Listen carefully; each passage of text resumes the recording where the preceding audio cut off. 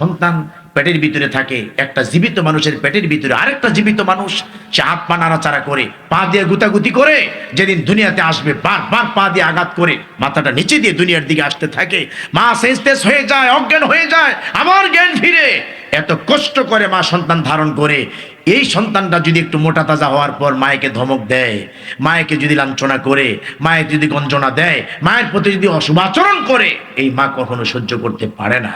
এই জন্য রাসূল কারীম সাল্লাল্লাহু আলাইহি সাল্লাম বলেছেন, পিতামাতার অবাধ্য সন্তান কোনোদিন জান্নাতে যেতে পারবে না।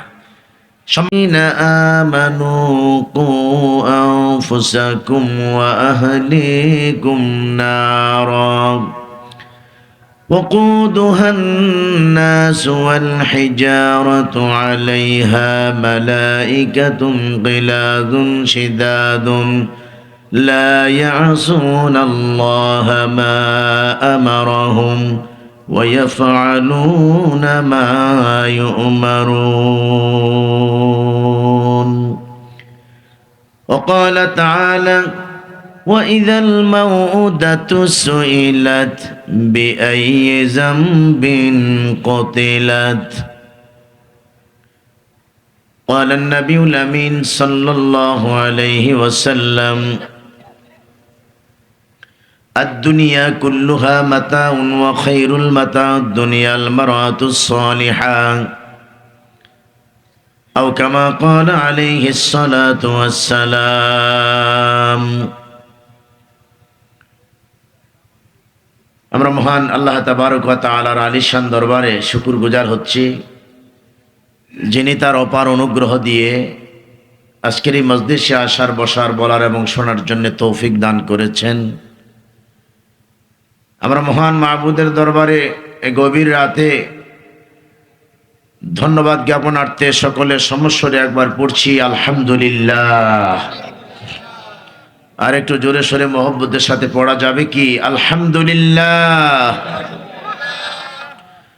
আমার সঙ্গে একটা দোয়া পড়েন সকলে, রব্বানা লাকাল হামদ হামদান কাসীরান তাইয়িবান মুবারাকান ফীহি ইয়া রব্বি লাকাল হামদু কামা ইয়ানবাগি লিজালালি ওয়াজহিকা ওয়া আযীমি সুলতানিক।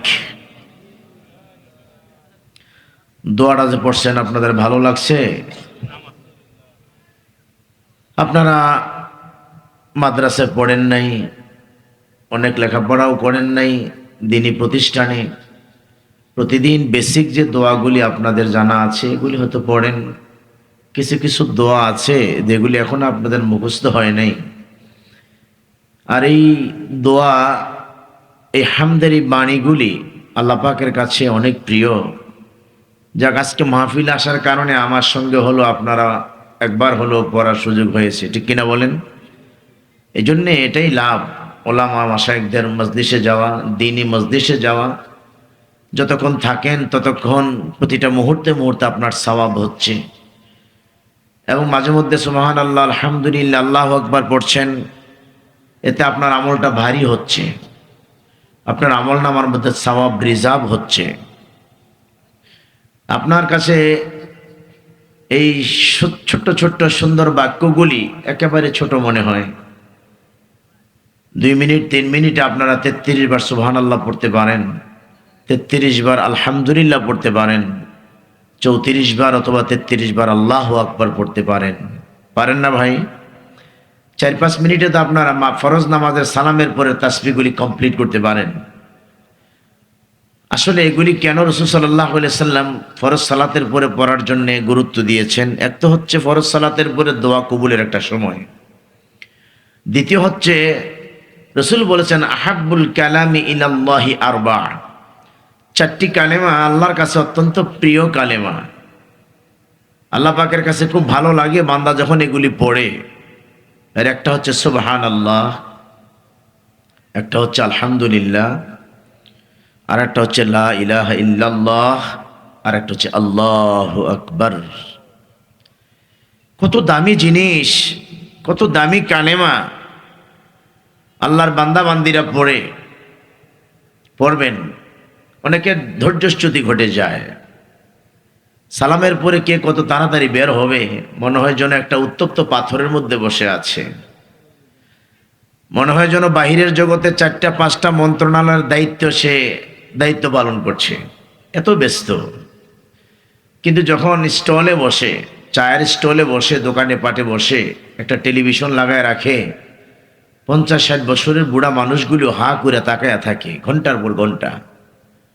বউ কিছু সদাইয়ের জন্য বলেছে যে আসার পথে সাবান নিয়ে আইসো, আধা কেজি চিনি আইনো, চা পাতা ঘরে নাই নিয়ে আইসো। 3টার কথা বলছে, 2টাই ভুলে গেছে। কারণ হ্যাঁ দেখছে এতক্ষণ ইন্ডিয়ান লারেলাপ্পা, হ্যাঁ এই চিনি কথা আর দুধের কথা আর ওই কি বলে কয়েলের কথা, এগুলি তার মনে নাই। 4টা বলছে, 2টাই ভুলে গেছে।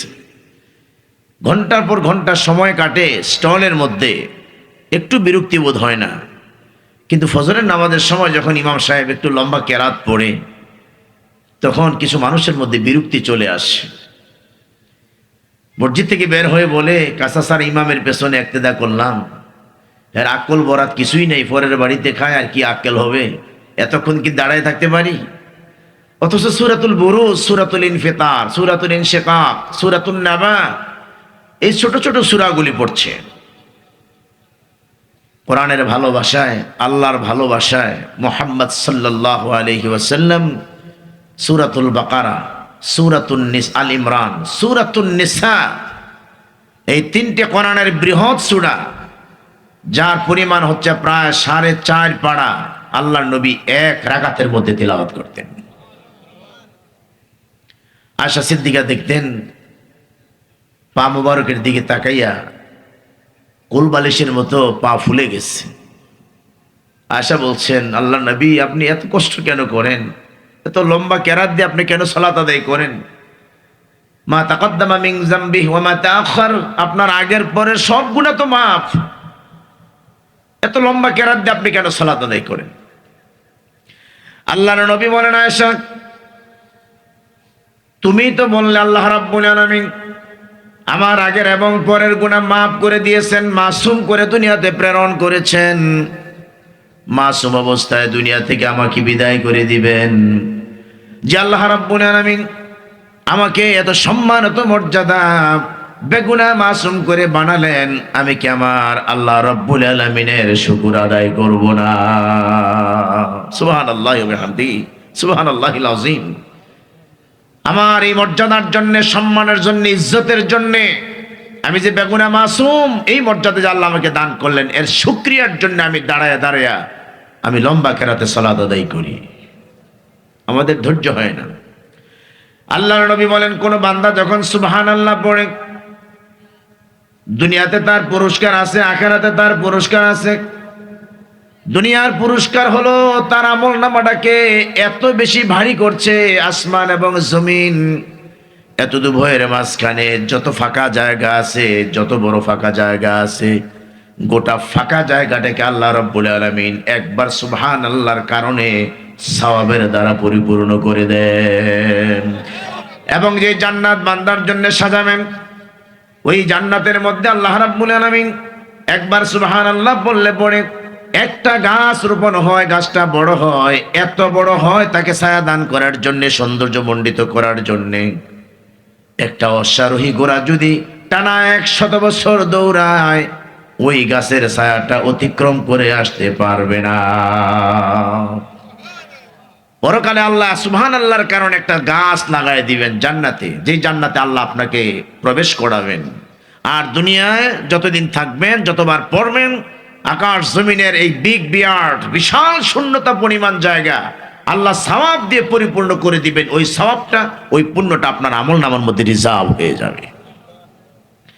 আল্লাহর নবী বলেন, আলহামদুলিল্লাহি তামলাউল মিজান আতামলাউ বাইনাস সামাওয়াতি ওয়াল আরদি ওয়া মা ফিহা। আল্লাহর বান্দা যখন হাতের কড়ায় গনে গনে আলহামদুলিল্লাহ পড়ে, রাস্তাঘাটে দেখা হলে কৌশলাদি বিনিময়ের সময় আলহামদুলিল্লাহ পড়ে, খাদ্য পানীয় গ্রহণ করার পর যখন আলহামদুলিল্লাহ পড়ে, বিশ্বনবী বলেন একবার আলহামদুলিল্লাহ পড়ার কারণে মিজানের পাল্লা তার সওয়াবের ওজনটা এত ভারী করে দিবেন, এই যে চন্দ্র দেখছেন, সূর্য দেখছেন, তারকাপুঞ্জ দেখছেন, গ্রহ উপগ্রহ যা কিছু দেখছেন, এই পৃথিবীর বুকে আল্লাহ রাব্বুল আলামিন সাজায়েছেন বৃক্ষরাজি, তরুণতা, মানুষের তৈরি প্রাচীর, বিল্ডিং, এবং এই দুনিয়া তারারে বন্ধুরে করে যার জন্য, কন্ট্রোল করার জন্য বড় বড় পাহাড়গুলো আল্লাহ রাব্বুল আলামিন গেড়ে দিলেন তারকার মতো, কি বলে, তারকাটার মতো, প্যারাগের মতো। সবগুলোকে যদি একটা পাল্লায় রাখা যায়, তার ওজন যত হবে, মুমিন বান্দা আলহামদুলিল্লাহ পড়লে পরে তার ওজনের চেয়ে বেশি হয়ে যাবে। আমরা কয়বার পড়ি? 33 বার। 33 দুনিয়া সমপরিমাণ সওয়াব, তার ওজন পরিমাণ সওয়াব আল্লাহ আমাদের মিজানের পাল্লায়, যেদিন আমার আমল নামাকে আল্লাহ টান দিবেন, সেদিন সেই পরিমাণে সওয়াব আমার পাল্লার মধ্যে আল্লাহ রিজার্ভ করে দিবেন। আল্লাহর নবী বলেন, বান্দা যখন পড়ে আল্লাহু আকবার তাকবীরাতুন ওয়াহিদাতুন খায়রুম মিনাদ দুনিয়া ওয়া মা ফিহা, আমরা যখন আযান দেই, আযান যিনি শুনেন তিনিও কিন্তু আযানের অনুরূপ বলেন, ইজা সামি'তুমুন নিদা ফাকুলু মিসলা মা ইয়াকুল। আল্লাহর নবী বলেন, যখন মুয়াজ্জিন আযান দেয়, মুয়াজ্জিন যা বলে ঠিক তোমরা তাই বলো। মুয়াজ্জিন বলে আল্লাহু আকবার, আমরাও বলি আল্লাহু আকবার। আল্লাহর বিশাল নিদর্শন থেকে আমরা আল্লাহু আকবার বলি। জানাজা তাকবীর শুরুতে আমরা আল্লাহু আকবার বলি। দুনিয়াতে আসার পর আযানের শুরু আমাদের জন্য আল্লাহু আকবার শোনানো হয়। নাকবাজে যখন তাকবীরে তাহরিমা দেই, রুকুতে গমন করি, যখন সেজদায় যাই, সেজদা থেকে যখন উঠি, আবার যখন সেজদায় যাই, আল্লাহু আকবার বলি। একবার আল্লাহু আকবার বলার কারণে আল্লাহ নবী দেখেন কি সুন্দর কথা বলেছেন, তাকবীরাতুন ওয়াহিদাতুন খায়রুম মিনাদ দুনিয়া ওয়া মা ফিহা। দুনিয়া এবং দুনিয়ার মধ্যে যা কিছু আছে, আল্লাহ রাব্বুল আলামিনের কাছে মুমিন বান্দার আল্লাহু আকবার হচ্ছে এর চাইতে দামি, এর চাইতে উত্তম হচ্ছে আল্লাহর কাছে মুমিন বান্দা যখন আল্লাহু আকবার পড়ে। এগুলি ছোট ছোট একদম বেসিক কিছু জিকিরের অংশ, কিছু জিকিরের আপনার কি বলে বাক্য, এগুলি দিয়ে আমরা জিকির আজকার করি। আর যে বান্দা যত জিকির করবে, সেই বান্দার আত্মাটা তত প্রশান্ত হয়, শান্তি পায়। ক্ষুধা লাগলে পরে খানা খাই, দেহটা ভালো থাকে। আর যখন আত্মাটাকে ভালো রাখতে চাই, তখন কোরআন তেলাওয়াত করি, জিকির আজকার করি, ইস্তেগফার পড়ি, রব্বানা যালামনা পড়ি, রব্বানা আতিনা পড়ি। আমরা যে যত বেশি আল্লাহর জিকিরের দ্বারা জিহ্বাকে তরুতাজা রাখবো, ওই জিকিরের কারণে আল্লাহর বান্দার মধ্যে যে একটা রূহ আছে, একটা আত্মা আছে, একটা দিল আছে, যেটা আল্লাহ পাকের হুকুম, যেটা আল্লাহ পাকের প্রত্যাদেশ, ওই আত্মাটা, ওই রূহটা প্রশান্ত লাভ করে। সুবহানাল্লাহ পড়েন। জমির উৎপাদিত ফসল খাওয়ার পরে লোকেরা যখন 2টা রুটি খায়, 1 প্লেট ভাত খায়, সামান্য কিছু মাছ মাংস গোশত খায়, মানুষেরা তৃপ্তি লাভ করে, তখন তার দেহটা হৃষ্টপুষ্ট থাকে, এর মধ্যে সজীবতা আসে। কিন্তু আমার আপনার মধ্যে আল্লাহ রাব্বুল আলামিনের হুকুম যে রূহ আছে, এটা কিন্তু এগুলি খায় না। এই রূহ চায় একমাত্র আল্লাহ পাকের জিকির, কোরআনের তেলাওয়াত। ঠিক কিনা বলেন? আল্লাহ রাব্বুল আলামিন বলেন, ইয়াসআলুনাকা আনির রূহ কুলির রূহু মিন আমরি রাব্বি ওয়া মা উতিতুম মিনাল ইলমি ইল্লা ক্বালিলা। আল্লাহ রাব্বুল আলামিন বলেন, নবী, লোকেরা আপনাকে জিজ্ঞেস করবে রূহ সম্পর্কে, রূহটা কি? আপনি বলে দিন, কুলির রূহু মিন আমরি রাব্বি। রূহ হচ্ছে আমাদের রবের, আমাদের আল্লাহর একটা হুকুম, একটা প্রত্যাদেশ মাত্র। আদম আলাইহিস সালামকে সৃষ্টি করেছিলেন মাটি থেকে, মাটি দিয়ে একটা স্ট্রাকচার তৈরি করলেন। অতঃপর এই স্ট্রাকচারের মাঝে সজীবতা আনয়ন করার জন্যে, তেজ আনার জন্যে, জিন্দা করার জন্যে আল্লাহ রাব্বুল আলামিন রূহটা ঢুকায় দিলেন দেহের ভিতরে। আদম আলাইহিস সালাতু ওয়াস সালাম সচল হয়ে গেলেন।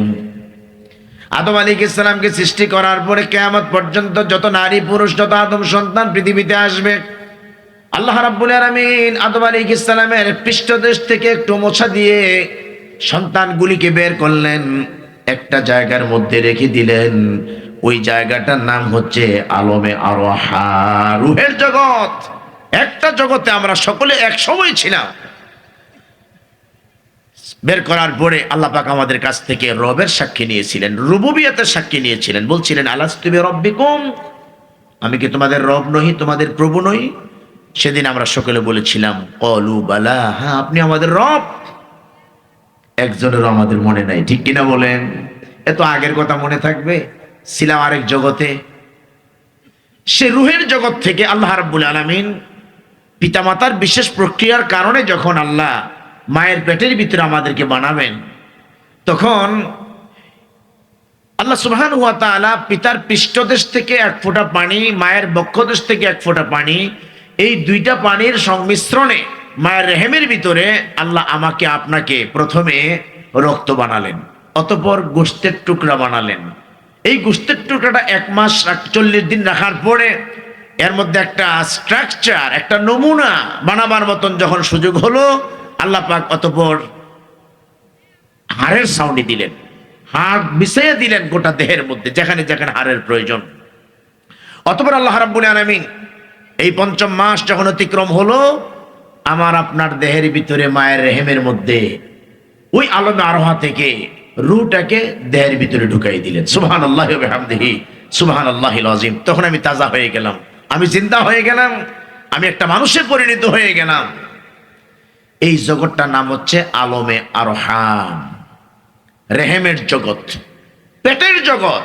আগেরটা ছিল আলমে আরোহা, রুহের জগৎ। আসছি কার হুকুমে? আল্লাহ সুবহানাহু ওয়া তাআলার হুকুমে। আল্লাহ রাব্বুল আলামিন বলেন সুম্মা নুখরিজুকুম তিফলা, অতবার আমি তোমার মায়ের পেট থেকে শিশুর মতো করে আমি বের করে দিলাম। এবার যেই জগতে মায়ের পেট থেকে বেরিয়ে আসলাম, এই জগৎটার নাম হচ্ছে আলমে দুনিয়া। কি নাম? আলমে দুনিয়া। আমরা এই দুনিয়ার মধ্যে এখন আছি। একটু আগে যার জানাজা পড়লেন, এই মানুষটা গতকাল কেউ ছিল দুনিয়ার মাঝে, গতকালকে রাতেও মনে হয় দুনিয়ার মধ্যেই ছিলেন। আল্লাহ রাব্বুল আলামিন তার স্ট্রাকচারটা, তার বডিটাকে দুনিয়ায় ফেলে রাখলেন। সন্তানাদির মাঝ থেকে, আত্মীয় স্বজনের মাঝ থেকে রূহটা তার খাঁচার ভিতর থেকে নিয়ে নিলেন আল্লাহ পাকের হুকুমে। এই জন্য আল্লাহ রাব্বুল আলামিন বলেন ফালাউলা ইযা বালাগাতিল হুলকুম ওয়া আনতুম হিনাইযিন তানজুরুন।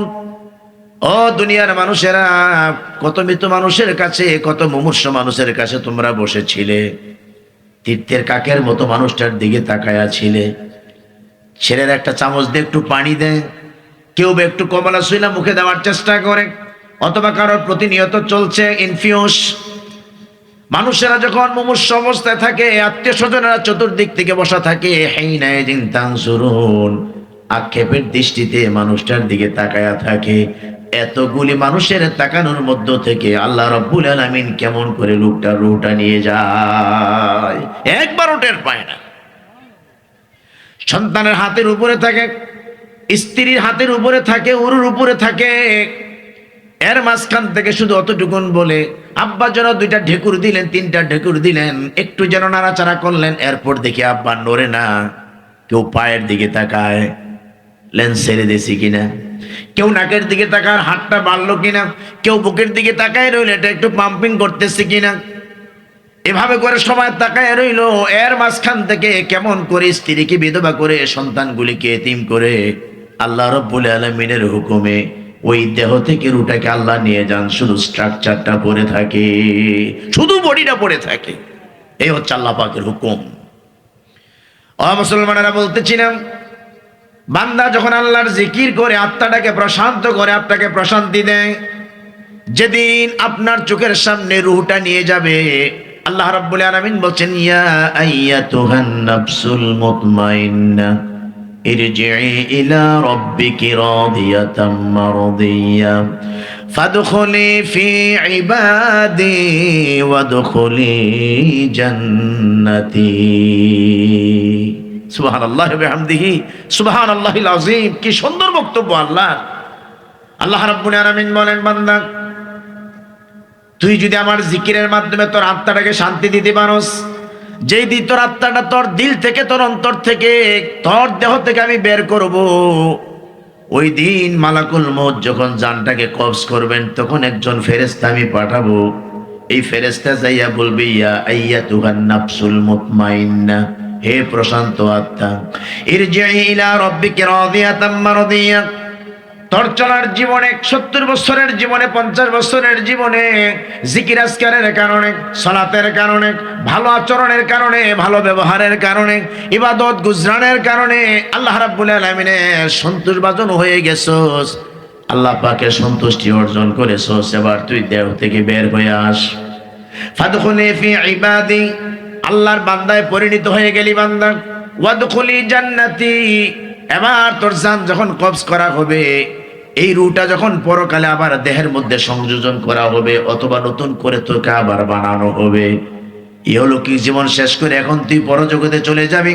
এই দেহ থেকে তোকে বের করা হলো। ফাদখুলি ফি ইবাদি ওয়াদখুলি জান্নাতি, আল্লাহর বান্দায় পরিণত হয়ে যাওয়ার কারণে আল্লাহ রাব্বুল আলামিন আমাকে দিয়ে নোটিশ জারি করেছেন, কবরে যাবি তো যাবি, যাওয়ার সাথে সাথে আল্লাহ রাব্বুল আলামিন তোকে জান্নাতের মধ্যে পৌঁছায় দিবে। কোন আত্মা? যে আত্মা বসে বসে সুবহানাল্লাহ জিকির করে, আলহামদুলিল্লাহ জিকির করে, আল্লাহু আকবার জিকির করে। যে আত্মা সকালবেলা ফজরের সালাতের পরে কোরআনে কারীমের তেলাওয়াত করে। যে আত্মার মধ্যে জিকির আছে, সিজদা আছে, রুকু আছে, আল্লাহ পাকের সন্তুষ্টি কামনার জন্য প্রতিনিয়ত বান্দা জিকির আজকারে থাকে। ভাত খাওয়ার সময় বান্দা জিকির করে, টয়লেটে যাওয়ার সময় বান্দা জিকির করে, মসজিদে যাওয়ার সময় বান্দা জিকির করে। জিকির নাই এমন কোন সেক্টর নাই, এমন কোন দিক ও বিভাগ নাই, কিন্তু আমরা করি না, আমাদের অভ্যাস নাই। ঢুকলাম তো পশুর মতো, ট্যাপ ছাড়লাম তো, মল ত্যাগ করলাম তো, খালি সুচু করে চলে আসলাম। কি করতে হবে না করতে হবে? যখন আপনি টয়লেটের ভিতরে ঢুকেন আপনার কি বলে আপনার ময়লা ত্যাগ করার জন্যে, আপনার প্রয়োজন শেষ করার জন্যে, ঢুকার সময় আল্লাহ পাকের জিকির করে, আল্লাহ পাকেরকে স্মরণ করে, আল্লাহ পাকের কাছে দোয়া করে আপনি ঢুকছেন। আল্লাহুম্মা ইন্নী আউযু বিকা মিনাল খুবুসি ওয়াল খাবায়েস, অতটুকুন পড়ার কারণে সেখানে আপনি মল ত্যাগ করলেন, শৌচ কার্য করলেন। 3 মিনিট 4 মিনিট 5 মিনিট সময় যতক্ষণ আপনি ছিলেন, সেখান থেকে বের হওয়ার পর আপনি আল্লাহকে বলেন নাই, আপনি বের হয়ে বললেন গুফরানাকা।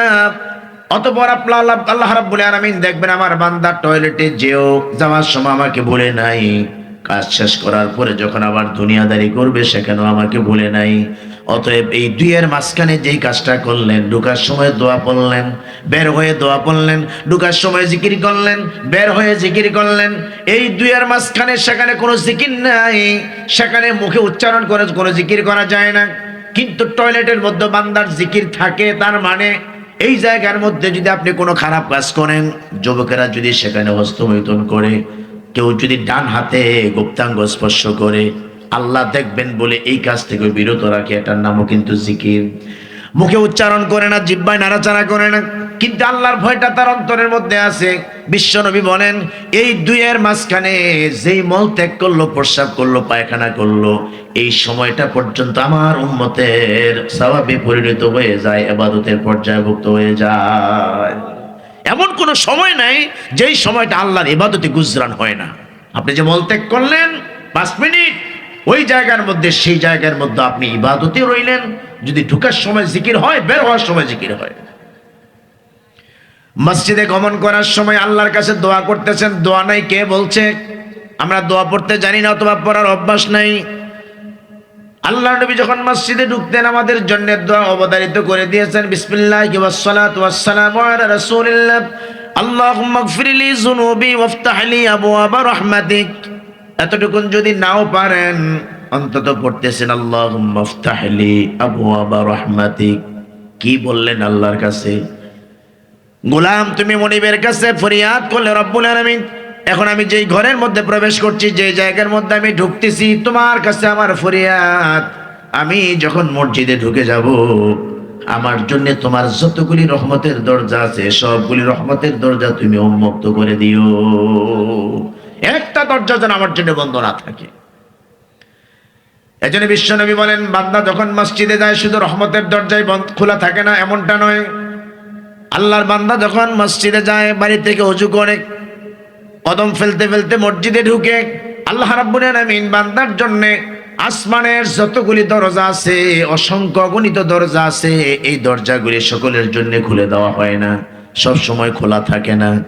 বিশেষ পার্সন ছাড়া, বিশেষ গুণ ছাড়া এই দরজাগুলি খুলে দেওয়া হয় না। কিন্তু রাসূল বলেছেন, যখন বান্দা মসজিদে ঢুকে যায়, আল্লাহ রাব্বুল আলামিন ওই বান্দার সম্মানার্থে আসমানের সমস্ত দরজাগুলি বান্দার জন্য উন্মুক্ত করে দেওয়া হয়। ওই জায়গায় যদি আপনার ধৈর্য না থাকে, দুনিয়ার কোন জায়গা আপনার ধৈর্য থাকবে বলেন? এজন্য রাসূল বলেছেন, আহাব্বুল বিলাদি ইলাল্লাহি মাসাজিদুহা ওয়া আবগাদুল বিলাদি ইলাল্লাহি আসওয়াকুহা। আল্লাহর কাছে দুনিয়ার মধ্যে যত জায়গা আছে, এর মধ্যে শ্রেষ্ঠ জায়গা হচ্ছে, প্রিয় জায়গা হচ্ছে মসজিদ, আর সবচাইতে নিকৃষ্ট জায়গা হচ্ছে বাজার।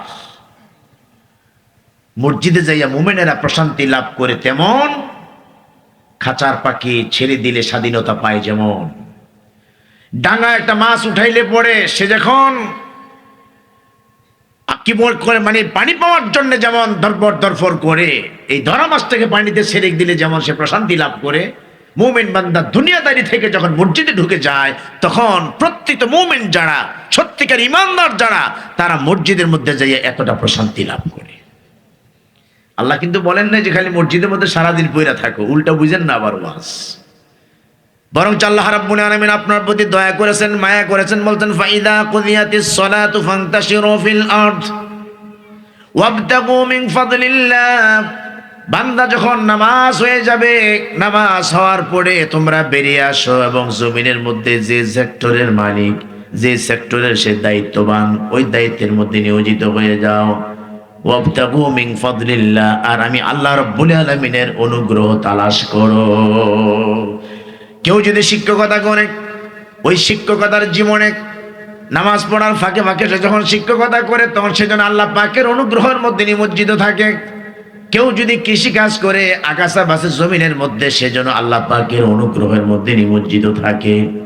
এবার বুঝেন, 5 ওয়াক্ত সালাত যথা নিয়মে আদায় করার পর যদি দুনিয়াদারি করে, ওই দুনিয়াদারির সময়টা পর্যন্ত আল্লাহর ইবাদতে পর্যায়ভুক্ত হয়ে যায়। এজন্য বিশ্বনবী বলেন, ওয়ারাজুলুন কলবুহু মুআল্লাকুম বিল মাসাজিদি ইযা খারাজা মিনহু হাত্তা ইয়াউদা ইলাইহি। আল্লাহর সকল বান্দাকে আল্লাহ পাকের আরশ আজিমের নিচে জায়গা করে দিবেন, যেদিন এত বেশি ছায়াত কি বলে রৌদ্র থাকবে, সূর্যটা নিচে চলে আসবে, জমি তামা হয়ে যাবে। মানুষের প্রখর রৌদ্রের কারণে নাক দিয়ে, চোখ দিয়ে, যেখানে ছিদ্রে আছে, সেখান থেকে মানুষের মাথার মগজগুলি টপ টপ টপ টপ করে পড়বে। ওই বিপদের দিন আল্লাহ রাব্বুল আলামিন, আপনারা যারা মসজিদে যাওয়ার পরে নামাজ পড়েন, নামাজ থেকে বের হওয়ার পর আবার দুনিয়াদারি করেন, কিন্তু কানটা খাড়া থাকে, কখন জানি আবার আজান পড়ে যায়, কোন ব্যস্ততায় জানি থাকি, নামাজটা জানি জামাতে আমার পড়তে পারি কিনা, কোন ব্যস্ততার কারণে জানি নামাজের জামাতটা ফৌত হয়ে যায়।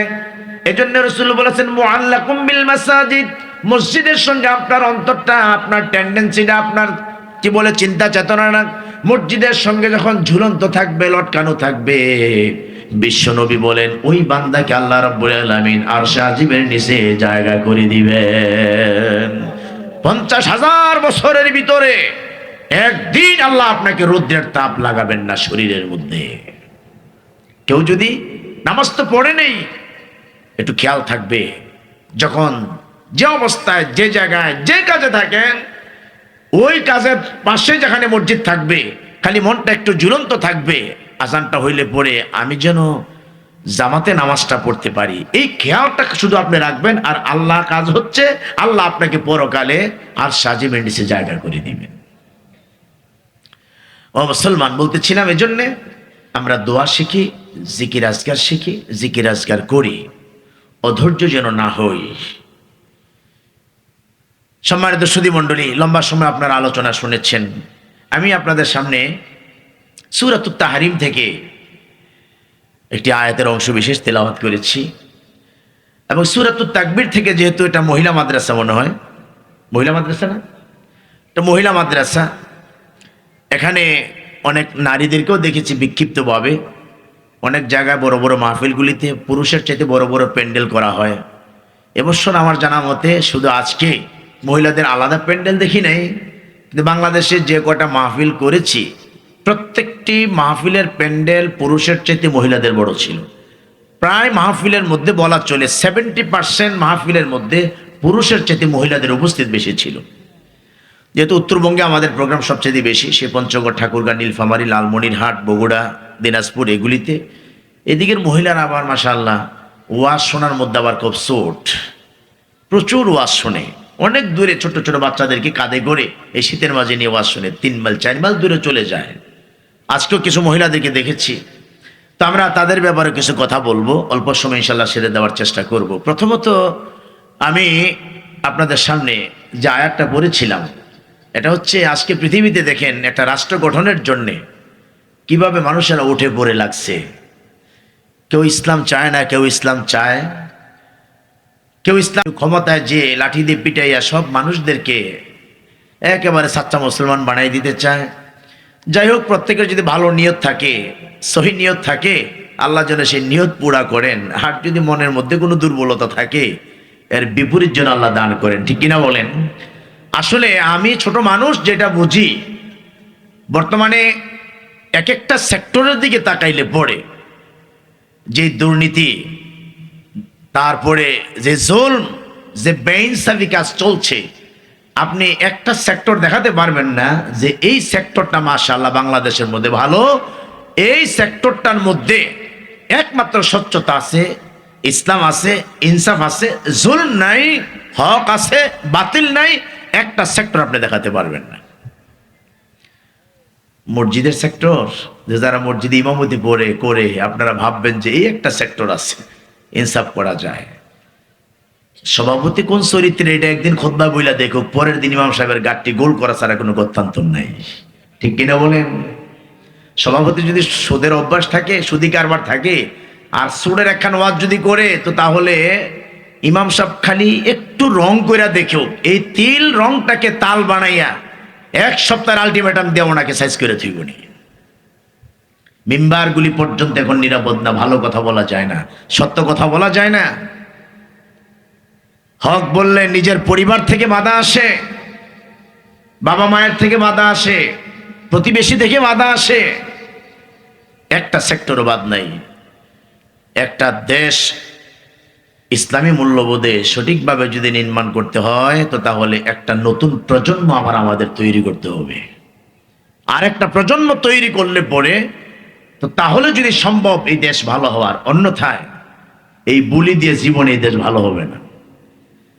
কারণ লোক ভালো হলে বলে রাষ্ট্র তো আপনার আমার কথায় চলে, রাষ্ট্রের কথায় তো আর আমি চলি না, আপনি চলেন না। আইন কারা বানায়? মানুষের তো আইন বানাইছে। যেহেতু আল্লাহ পাকের সংবিধান ভিত্তিক এদেশে রাষ্ট্র পরিচালিত হচ্ছে না, অতএব একটা নতুন প্রজন্ম যদি আমরা তৈরি করতে পারি, যেই প্রজন্মের দ্বারা একটা কমপ্লিট রাষ্ট্র, একটা সুন্দর রাষ্ট্র জাতিকে উপহার দেওয়া যাবে, তো তাহলে জাতি একটা সুন্দর রাষ্ট্র পাবে। এই জন্যে প্রত্যেকটি অভিভাবক যদি, যাদের সন্তান এখনো অঙ্কুর বয়সে আছে, ছোট বয়সে আছে, আমরা যদি তাদেরকে মানুষ করতে পারি, দিনদার ইমানদার বানাতে পারি, স্বচ্ছ আদর্শবান বানাতে পারি, তো তাহলে একটা আদর্শ পরিবার তৈরি হবে। একটা আদর্শ পরিবার তৈরি হলে একটা আদর্শ সমাজ তৈরি হবে। একটা আদর্শ সমাজ তৈরি হলে পরে একটা আদর্শ গ্রাম তৈরি হবে। একটা আদর্শ গ্রাম হলে পরে একটা আদর্শ ইউনিয়ন, তারপর আপনার পৌরসভা তৈরি হবে। কয়েকটা আদর্শ ইউনিয়ন পৌরসভা তৈরি হলে পরে একটা থানা তৈরি হবে।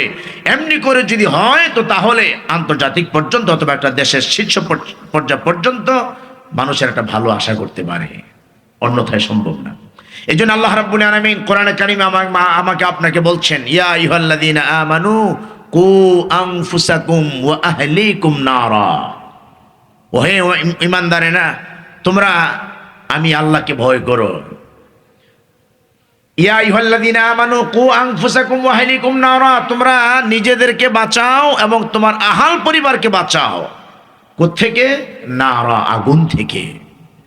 আপনি বাঁচতে চলবে না, আপনার আহাল পরিবারকে বাঁচাতে হবে। আপনি একটা আদর্শ পরিবার যদি গঠন করতে চান, তো তাহলে আপনি যখন বিয়ে করবেন তখন থেকে আপনি একজন সাচ্চা পুরুষ হতে হবে।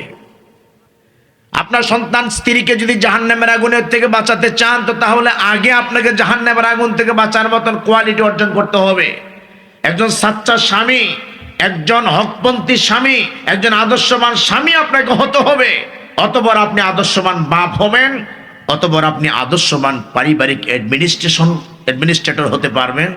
আপনার সন্তানগুলিকে আদর্শবান বানাতে পারবেন, আদর্শ পরিবার বানাতে পারবেন। আমরা এই কাজে, বিশেষ করে আমরা মুসলমান যারা, এই কাজে প্রায় 95% মানুষ ব্যর্থ। আদর্শ স্বামী হতে 95% মানুষ আমরা ব্যর্থ। আমি যখন বিয়ে করতে যাব, তখন আমি বিয়ে করতে যাই, আমার চাচাতো ভাই, জ্যাঠাতো ভাই, বন্ধু বান্ধব, দোস্ত, বোনের জামাই, চাচাতো বোনের জামাই, নিজের বোনের জামাই, 14 গোষ্ঠী নিয়ে তারপরে মেয়ে দেখতে যাই। আপনাদের এদিকে আছে নাকি অভ্যাস? অত কথা ছিল, যিনি বিয়ে করবেন উনি মেয়েকে একদম আপ টু বটমনি দেখবেন, তার ইন্টারভিউ নেবেন, মাসলা মাসাইল জিজ্ঞেস করবেন, কোরআন জিজ্ঞেস করবেন, ইসলামী শরীয়ত সম্পর্কে জিজ্ঞেস করবেন, তার ব্যাপারে তাকে ইন্টারনাল কিছু প্রশ্ন করবেন, যে প্রশ্নগুলি সকলের সামনে হয় না, যাকে সুন্দর করে উনি দেখতে পারবেন এত মানুষের মাঝে। তা আমি যখন বিয়ে করতে যাব, পাত্রী দেখতে, পাত্রী পছন্দ করতে, এত যুবক যদি নিয়ে যায়, তো তাহলে প্রথম দিনে তো ব্যাগ যুবক হেরে খাইয়া শেষ করে ফেলাইছে। তা আপনি কি নিয়ে বাড়িতে আসবেন যদি আপনার পছন্দ হয়? রাসূল কারীম সাল্লাল্লাহু আলাইহি ওয়াসাল্লাম বলেছেন, একটা মানুষ যখন তার দৃষ্টি দিয়ে একটা নারীর দিকে নিবেদিত করে, সে নারী মনে করে সাথে সাথে তার চোখটা যদি নিম্নগামী করে না রাখে, এটা যদি তাকাইয়া থাকে, তো তাহলে তার চোখের জেনা হয়। তো এত চাচাতো ভাই, দোস্ত আর চাচাতো বোনের জামাই, নিজের বোন জামাই, নিজের বাবা, চাচা, মামা, খালু, এতগুলি কি নিয়ে আপনি দেখতে যাবেন? তো তাহলে এটা কি জেনা হবে না? আমি বিয়ে করব, এই জন্য আমার জন্য ইসলাম জায়েজ করেছে, কারণ রাসূল বলেছেন, তুনকাহুল মারআতিলি আরবাইন লিমালিহা ওয়ালিজামালিহা ওয়ালিদ্দীনিহা ফাসফার বিযাতিদ দ্বীন। আল্লাহ নবী বলেন, তুমি যখন বিয়ে করবা, নারীদের মধ্য থেকে 4টা গুণ দেখে পছন্দ করো। একটা নারীকে স্ত্রীত্বে বরণ করার আগে তার 4টা গুণ দেখো। ওই গুণের মধ্যে প্রথমে বলছেন যে, যেই বাড়িতে বিয়ে করবা ওই বাড়িতে সম্পদ টম্পদ আছে কিনা দেখো, সমস্যা নেই, জায়েজ আছে। তবে বিয়ের আগে সম্পদ চাওয়া, এগুলি ফকিন্নি বাচ্চাদের অভ্যাস। যারা ফকিন্নি, বদ স্বভাব, যারা যারা নিজে কামাই করতে জানে না, পরেরটার দিকে লোভ করে, ওই ধরনের ফকিন্নি বাচ্চাদের অভ্যাস হচ্ছে শ্বশুর বাড়ি থেকে যৌতুক নেওয়া, শ্বশুর বাড়ির সম্পদ এভাবে দেখা, তার আশা করা। কিন্তু রাসূল বলেছেন, সম্পদ দেখা যাবে, কিন্তু সম্পদের তোমার আশা করা যাবে না। ওয়ালিজামালিহা, একটা মেয়ের সৌন্দর্য তুমি দেখো। ইসলাম তো দেখার জন্য আপনাকে বলছেন, শুধু আপনি দেখতে পারবেন, এত মানুষকে দেখানো যাবে না। ওলি হাসাবিহা, তার সৌন্দর্য দেখতে, কি বলে, বংশমর্যাদা দেখার জন্য বলেছেন। ওয়ালি দীনিহা, তার দিনদারিত্ব দেখার জন্য বলেছেন, তার মধ্যে দিনদারিত্ব আছে কিনা, মুসলমানিত্ব আছে কিনা, সে কোরআন জানে কিনা, মাসলা মাসাইল জানে কিনা, হায়াজ নিফাসের মাসালা জানে কিনা, দোয়া কুনুত জানে কিনা, 5 ওয়াক্ত সালাতের মাসলা মাসাইলগুলি জানে কিনা, আপনি একটু টুক্কা দেন। ওই যে বলছিলাম, সাচ্চা স্বামী হতে হবে। আপনি যে ইন্টারভিউ নিতে যাবেন, আপনাকে যদি উল্টা আবার প্রশ্ন করে, দোয়া কুনুতটা তো আমার মনে নাই, মিয়া সাহেব আপনি একটু বইরা শোনান তো, তাইলে তো আপনার খালি দৌড় ধাওয়ান লাগবে। আপনাকে তো আগে শিখে যেতে হবে। যোগ্যহীন মুসলমান একটা মেয়েকে ইন্টারভিউ নেওয়ার জন্য যতটুকু যোগ্যতা দরকার, 100%-এর 99% স্বামীদের নাই। কেমনে আপনি ভালো স্ত্রীর বাড়িতে আনবেন বলেন দেখি? আল্লাহ নবী তো বলেছেন, দিনদারিত্বকে অগ্রাধিকার দাও। তার সৌন্দর্য, বংশমর্যাদা, তার বাড়িতে যদি অধিক সম্পদ নাও থাকে, এই 3টার যদি ক্রাইসিস থাকে, তোমার জীবনে ধ্বংস আসবে না। মনে রাখো, সৌন্দর্য আছে একদম ভারতের হেমমালিনীর মতো, তার বংশমর্যাদা আছে, চৌধুরী বংশের মেয়ে, পাঠান বংশের মেয়ে, তার বাবার সম্পদ আছে বিশাল অট্টালিকা, কিন্তু দিনদারিত্ব নাই, তাকওয়া নাই, ফরহেজগারি নাই, কোরআনের জ্ঞান নাই। এই একটা না থাকার কারণে তোমার সারাটা জীবন, তোমার জীবনে তুষের আগুন জ্বলবে, তোমার আগুন খালি জ্বলবে। অনেক সম্পদের মালিক তুমি হবে, কিন্তু তোমার জীবনে কোনো শান্তি হবে না। আর তুমি যদি রিক্সা চালাইয়া, ঠেলাগালি চালাইয়া, কুলি মজুরগিরি কইরা যদি টাকা পয়সা আনো, তারপরে যদি অর্জনে ঈদে পারলিতে 550 টাকা দিয়ে যদি একটা 3 পিস দাও, 3 পিসটা হাতে নিয়ে একটা মুচকে হাসি দিবে, আর মোবারকবাদ জানাবে, বলবে মাশাআল্লাহ আপনার পছন্দটা অনেক সুন্দর, আমার কাছে খুব ভালো লাগছে। কারণ সে নারী জানে স্বামীর উপার্জনের যতটুকুন তৌফিকে কুলাইছে ততটুকুনের মধ্যে আমার স্যাটিসফাই থাকতে হবে। এটা মুমিনা নারীদের অভ্যাস। আল্লাহ নবী বলেছেন তার উপার্জনের প্রতি তার সন্তুষ্ট থাকতে হবে। রসুল বলেছেন এই জ্ঞান তার মধ্যে থাকবে। এই জন্য অল্পতে তুষ্টি থাকবে, অল্প উপার্জনে আপনি আপনার পারিবারিক জীবনে শান্তি প্রতিষ্ঠিত করতে পারবেন। কিন্তু অধিক আছে, দিনদারিত্ব নাই, সম্ভব হবে না। একটা আদর্শ পরিবার গঠন করতে গেলে, স্ত্রী সন্তানকে জাহান্নামের আগুন থেকে বাঁচানোর চেষ্টা করতে গেলে একজন সাচ্চা স্বামী আগে হতে হবে। এজন্যে স্ত্রী নির্বাচনের ক্ষেত্রে দিনদারিত্ব দেখে যদি আমি স্ত্রী নির্বাচন করি, আমার জীবনে সুখ হবে, সমৃদ্ধি হবে, শান্তি প্রতিষ্ঠিত হবে, বিবাহ শাদী আবার হবে। আপনি আপনার সে ছোট্ট জীবন, যে জীবন থেকে আপনি কর্ম করতেছেন, কিছু কিছু করে রেখে দেন। আপনি জানেন 5 বছর 7 বছর পর আপনি বিয়ে করবেন, রোজগার করতেছেন, উপার্জন থেকে কিছু একটা টাকা মোট করে রাখেন যেন স্ত্রীর হাতে দিয়ে হালাল করে নিতে পারেন। আপনার দুই পক্ষের লোকেরা আনুষ্ঠানিকতার মাধ্যমে ম্যারেজ রেজিস্ট্রিরা আপনাকে বলছেন অমুকের মেয়ে অমুক অমুক নিবাসী আপনার কাছে 1 লক্ষ টাকার মোহরনায় সুপর্দ করা হলো। আপনি বলেন তাকে কবুল করছেন কিনা? রুমালটা ঠেকায় আপনি সেদিন বলেছিলেন আলহামদুলিল্লাহ, অথবা বলছেন বিসমিল্লাহ, অথবা বলছেন বিসমিল্লাহ কাবিলতু, আমি তাকে গ্রহণ করলাম। কিন্তু মশারের ভিতরে বাসর রাত্রিতে ঢুকার পর 1 লক্ষ টাকা মোহরানার মধ্যে মাত্র এত বড় 2টা নোট ঢুকাইয়া তার মধ্যে, তার হাতের মধ্যে দিয়ে দিলেন। অথবা 10,000 টাকা দিয়ে একটা আংটি কিনে তার হাতের মধ্যে দিয়ে বললেন স্ত্রী আমার 1 লক্ষ টাকা মোহরানা ধার্য করা হয়েছে, এটাই মাত্র দিলাম, তুমি মোহরানা মাফ করে দাও। আপনার মতন টাউট বাটপার আল্লাহর জমিনে আর কোনো স্বামী হতে পারে না। প্রথম রাত্রিতে ফাঁকিবাজি শুরু করছেন আপনি। ধরছিলেন 1 লক্ষ, দিলেন মাত্র 10,000, দিলেন মাত্র 50,000। মনে রাখবেন আল্লাহ সুবহানাহু ওয়া তাআলা মোহরানার টাকাকে ফরজ করেছেন। স্ত্রীর আপনার কাছে ফরজিয়ত পাওনার মতন পাওনা আপনাকে তাকে দিতেই হবে মৃত্যুর আগে। অন্যথায় বিনা মোহরানায় স্ত্রীকে স্পর্শ করলে, স্ত্রীর সঙ্গে মেলামেশা করলে, দাম্পত্য জীবন কাটালে আপনি তাহাজ্জুদ গুজারি হতে পারেন, 5 ওয়াক্ত নামাজ আদায়কারী হতে পারেন, আপনি হজ পালনকারী হতে পারেন, আপনি সমাজের সবচেয়ে ভালো মানুষ হতে পারেন। আল্লাহর কসম, ময়দানে মহাশরে আপনার কাতার জেনাকারের কাতারে হবেই হবে। মোহরানার টাকা সিফটে সিফটে দিতে পারবেন। 1 লক্ষ টাকা ধরছেন, ঠিক আছে, বাসর রাত্রিতে 10,000 টাকা দিয়ে বলেন যে আমি তোমাকে এত বছরের মাঝে এই টাকাটা আমি আস্তে আস্তে দিয়ে দিব। যদি মেনে নেয় তো তাহলে তো গল্প গুজব চলবেই, আর যদি মেনে না হয় তো তাহলে আপনি থাকেন বৈঠক করে, আপনার ওয়াইফ থাকবে আপনার আম্মার সাথে। টাকা যতক্ষণ আদায় না করা যায় 1 মশারির নিচে জায়েজ নাই। এটা হচ্ছে স্ত্রী হালালের বৈধ পন্থা। স্ত্রীকে ব্যবহার করার উত্তম পন্থা হচ্ছে মোহরানা। আর যেটা করছিলেন এত মানুষের সামনে, ওইটা হচ্ছে অবৈধ পন্থা থেকে মানুষ যেন বেঁচে থাকে। আব্বা আম্মাকে ইনসান করে যেন বিয়ে শাদী না করে, মানুষের যেন অবৈধ পন্থায় মেয়েদেরকে গ্রহণ না করে। এই জন্যে এমন একটা পরিবেশ, 2 জন সাক্ষীর সাক্ষাতে এটা করা হয়। কিন্তু স্ত্রী ব্যবহারের জন্য হালাল উপযোগী হয় তখন যখন মোহরানা দিয়ে আপনি তাকে হালাল করে নেবেন। তখন একজন ভালো স্বামী কখনো মোহরানায় ফাঁকি দিতে পারে না। এবার স্ত্রী স্বামীর সঙ্গে দাম্পত্য জীবন হলো, সন্তান পেটের ভিতরে আসলো, স্ত্রী আল্লাহর কাছে দোয়া করবে, আপনি আল্লাহর কাছে দোয়া করেন রব্বানা হাবলানা মিন আজওয়াজিনা ওয়া যুররিয়াতিনা কুররাতা আয়ুনিন ওয়াজআলনা লিল মুত্তাকিনা ইমামা। আয় আল্লাহ রাব্বুল আলামিন, এমন স্ত্রী চাই, এমন সন্তান চাই, যেই সন্তানের আচার আচরণ কৃষ্টি কালচার দেখলে পরে আমার নয়ন জুড়ে যাবে, চোখের মধ্যে শীতলতা আসবে। এমন সন্তান আল্লাহ তুমি আমাকে দান করো। পেটে থাকতে দোয়া করেন, ইব্রাহিম আলাইহিস সালামের মতো দোয়া করেন রব্বি হাবলি মিনাস সলিহিন, আল্লাহ আমাকে সন্তান দিবা তো দিবা, একটা নেক সন্তান তুমি দান করো।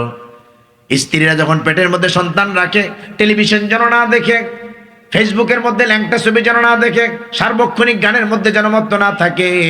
আল্লাহ রাব্বুল আলামিন বলছেন ইন্নাস সামআ ওয়াল বাসারা ওয়াল ফুয়াদা কুল্লু উলাইকা কানা আনহু মাসউলা। আমি বান্দাকে কান দিয়েছি, চক্ষু দিয়েছি, অন্তর দিয়েছি।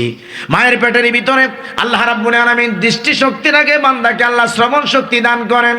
মা যখন পেটের মধ্যে সন্তান, তখন যদি মা কোরআনে কারিমের তেলাওয়াত করে, মা যদি আল্লাহর জিকির করে, ওই কোরআন তেলাওয়াত এবং জিকির এবং মায়ের সেই ইবাদতের ওই আসরটা, ওই তাসিরটা মায়ের পেটের ভিতরে সন্তান ভাগীদার হয়ে যায়। এই জন্যে মায়েরা যখন প্রেগনেন্ট হয় তারা যেন বেশি বেশি করে আল্লাহর জিকির করে, তারা যেন কোরআন তেলাওয়াত করে। সেই কোরআন তেলাওয়াতের আসর, কোরআন তেলাওয়াতের যে তাসিরটা, এটা সন্তানের মধ্যে পেটের ভিতরে থাকা অবস্থায় পড়ে যায়। আমাদের দেশে তো 6 মাস হতে না হতে কিছু পুরুষ আছে, বউকে এত তুলু তুলু করে। আমরা 10 জন হয়েছি, 10 জন না, হ্যাঁ 10 জন হয়েছি মায়ের ঘরে।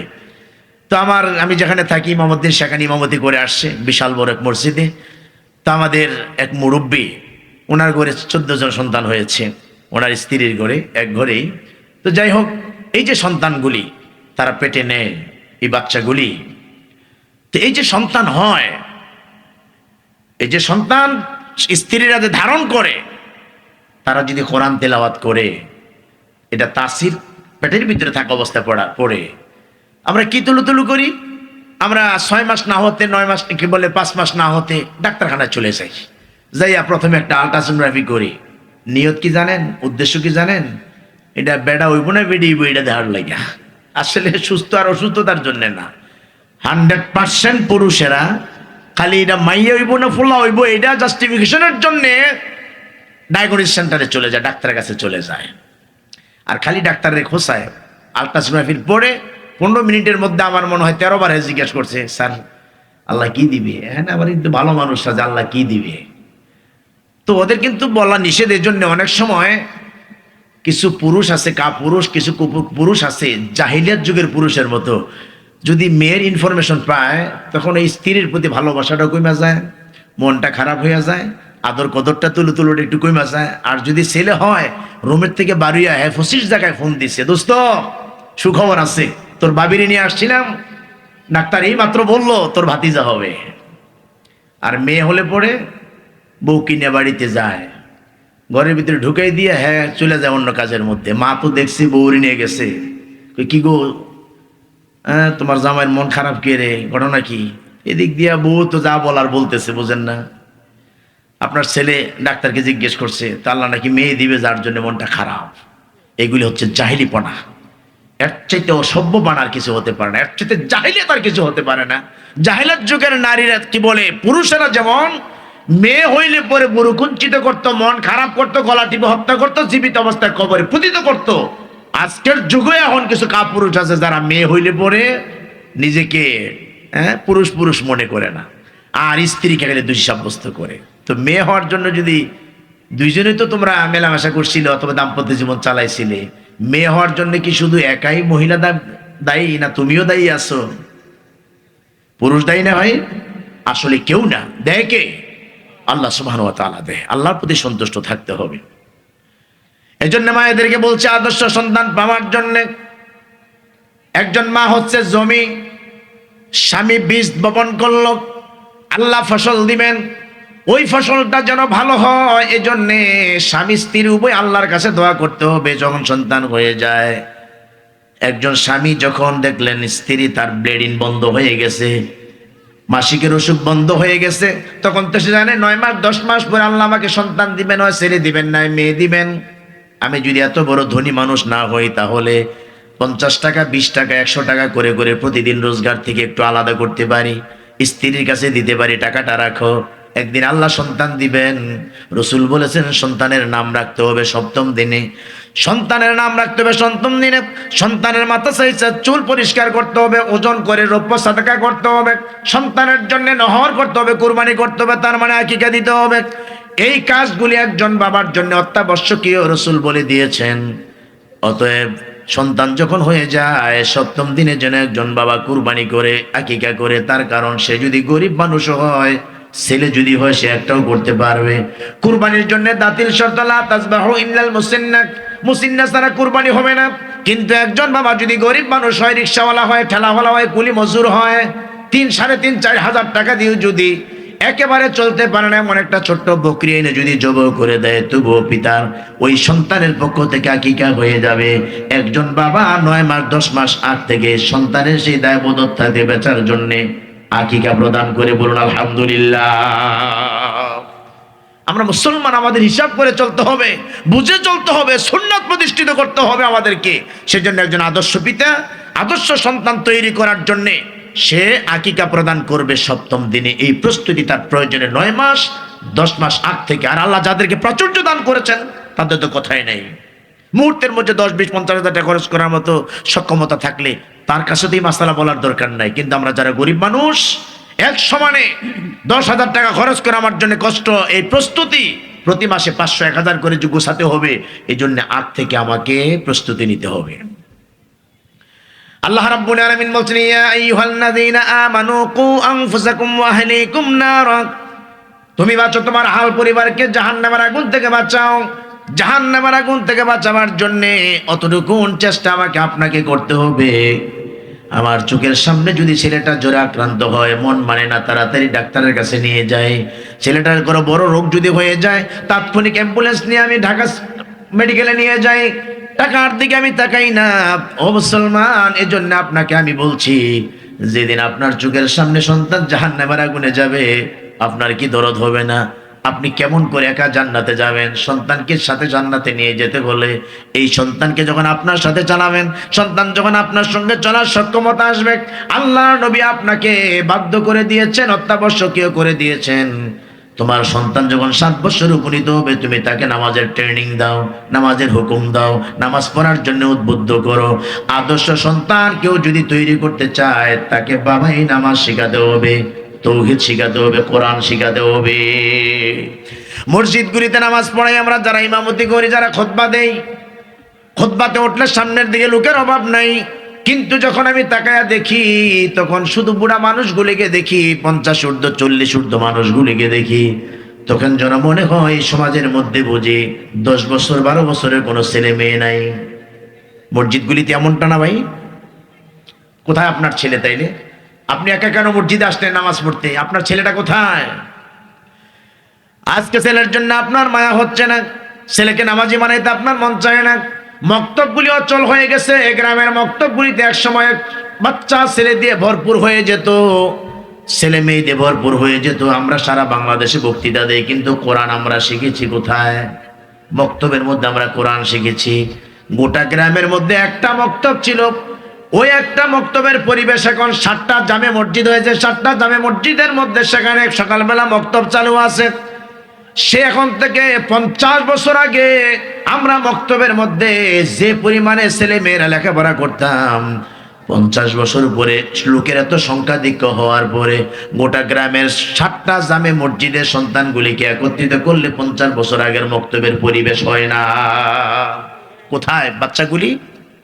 তার মানে হলো, বুঝতে বাকি রইল না, কিছু বাচ্চা কিন্ডারগার্টেনে চলে যায়, আর কিছু পরিবার আছে রাত 12টা 1টা পর্যন্ত তামাশা করে, খাবার দাবার একটু দেরি করে করে, গল্প গুজব করে, ছেলে মেয়ে বাপ বেটা আলাদা আলাদা হয়ে ফেসবুক নিয়ে ব্যস্ত। এরপরে 12টা 1টার সময় ঘুমায়া যখন যায়, ফজরের নামাজের সময় উঠতে পারে না। ওই মুসলমানের ঘরের দরজা খোলা হয় 7:30 8টার সময়। ঠিক কিনা বলেন? তো 8টার সময় তো 7:30টায় তো বক্তব্য ছুটি হয়ে যায়। এই বাচ্চা কেমনে মসজিদে যাবে? তাকে নাফরমান কে বানাচ্ছে? বাবা বানাচ্ছে, মা বানাচ্ছে। এজন্য আল্লাহ রাব্বুল আলামিন বলছেন, কু আনফুসাকুম ওয়া আহলিকুম নারা, তুমি তো বাঁচো, তোমার আহল পরিবারকে বাঁচাও জাহান্নামের আগুন থেকে। মনে রাখবে বান্দা, সন্তানকে যদি তুমি কোরআন না শেখাও, সন্তানকে যদি কোরআন না পড়াও, এই সন্তানকে যদি তুমি নামাজ না শেখাও, তাওহীদ না শেখাও, একদিন আল্লাহ রাব্বুল আলামিনের আদালতে বিচারের কাঠগড়ায় আল্লাহর কাছে মামলা করবে তোমার সন্তান তোমার বিরুদ্ধে। আল্লাহ রাব্বুল আলামিনের কাছে বলবে, রব্বানা আরিনাল্লাযাইনি আযাল্লানা মিনাল জিন্নি ওয়াল ইনসি নাজআলহুমা তাহতা আকদামিনা লিয়াকুনা মিনাল আসফালিন। আয় আল্লাহ রাব্বুল আলামিন, যারা আমাকে পথভ্রষ্ট করেছিল, গোমরাহি করেছিল, কোরআন পড়ায় নাই, নামাজ শিখায় নাই, তারা আজকে কোথায়? তাদেরকে আনয়ন করো, মামলা অ্যাকসেপ্ট হয়ে যাবে, মামলা আল্লাহর দরবারে কবুল হয়ে যাবে। আব্বা আম্মাকে আনা হবে, বিশাল বড় লম্বা করে সৃষ্টি করে জাহান্নামের রাস্তার মধ্যে শোয়া দেওয়া হবে। যে সন্তানের জন্য এত বড় প্রাচীর, এত বড় বিল্ডিং, এত বড় প্রজেক্ট, এত বড় ইন্ডাস্ট্রি, কলকারখানা আপনি করে গিয়েছিলেন, ওই দিন সন্তানগুলি আপনার দেহটাকে পাড়ায়া পাড়ায়া পদদলিত করতে করতে লম্ফজম্প দিয়ে তারা জাহান্নামে যাবে। এই অপদস্থ না হওয়া পর্যন্ত একটা সন্তান জাহান্নামে যাবে না। এজন্যে শরীর বন্ধন অনুরোধ করছি, একজন বাবা আপনার জীবদ্দশা আপনার ছেলে কোরআন শিখে নাই, প্রাইভেট হুজুর রেখে হলো আপনার বাড়িতে কোরআন শিখান, মক্তবে পাঠান বাচ্চাগুলিকে। সকালবেলা ঘুম থেকে উঠে আর নাফরমানি নিজের সঙ্গে করবেন না, সন্তানগুলির প্রতি করবেন না। আদর্শ সন্তান তৈরি করার জন্য সন্তান যখন নামাজ পড়ুয়া হবে, কোরআন পড়ুয়া হবে, আল্লাহ নামে শপথ করে বলতে পারি, আমরা যারা কোরআন পড়েছি, কোরআনের মর্যাদার কারণে হলো কোনোদিন আব্বা আম্মার সঙ্গে চোখ রাঙায় কথা বলি নাই, দেহ সাকি দিয়ে কোনোদিন আব্বা আম্মার সঙ্গে কথা বলি নাই, আব্বা আম্মার ফুট ফরমায়েশ কোনো সময় অমান্য করি নাই। কেন? আল্লাহ কোরআনের বিদ্যা দিয়েছে, কোরআনের জ্ঞান দিয়েছে, আব্বা আম্মা সেইভাবে আমাদেরকে গঠন করেছে। অতএব কেউ যদি আদর্শ পরিবার গঠন করতে চান, সন্তানকে কোরআন শিখান। যে ছেলে কোরআন পড়বে, যে ছেলে কোরআনের উপরে দক্ষতা নেবে, এই ছেলে কোনোদিন আপনার সঙ্গে চোখ রাঙায়া কথা বলবে না। যে স্ত্রী কোরআন পড়বে, স্বামীর সঙ্গে চোখ রাঙায় কথা বলবে না, মুখে মুখে তর্ক করবে না। যেই স্বামী কোরআন পড়বে, ওই স্ত্রীর স্বামী কখনো স্ত্রীকে তার বাপ মানিয়ে গালমন্দ করবে না। এই জন্যে একজন আদর্শ স্বামী যদি হতে চান, আদর্শ বাবা যদি হতে চান, নিজে কোরআন পড়ুন, নিজে নামাজি হন, সন্তানগুলিকে কোরআন পড়ান, সন্তানগুলিকে নামাজি বানান। আপনার পরিবারের মধ্যে যদি অনেক অর্থ করি নাও থাকে, আল্লাহ রাব্বুল আলামিন আল্লাহ পাকের রহমতের সাকিনা দিয়ে পরিবারটাকে ভরপুর করে দিবে।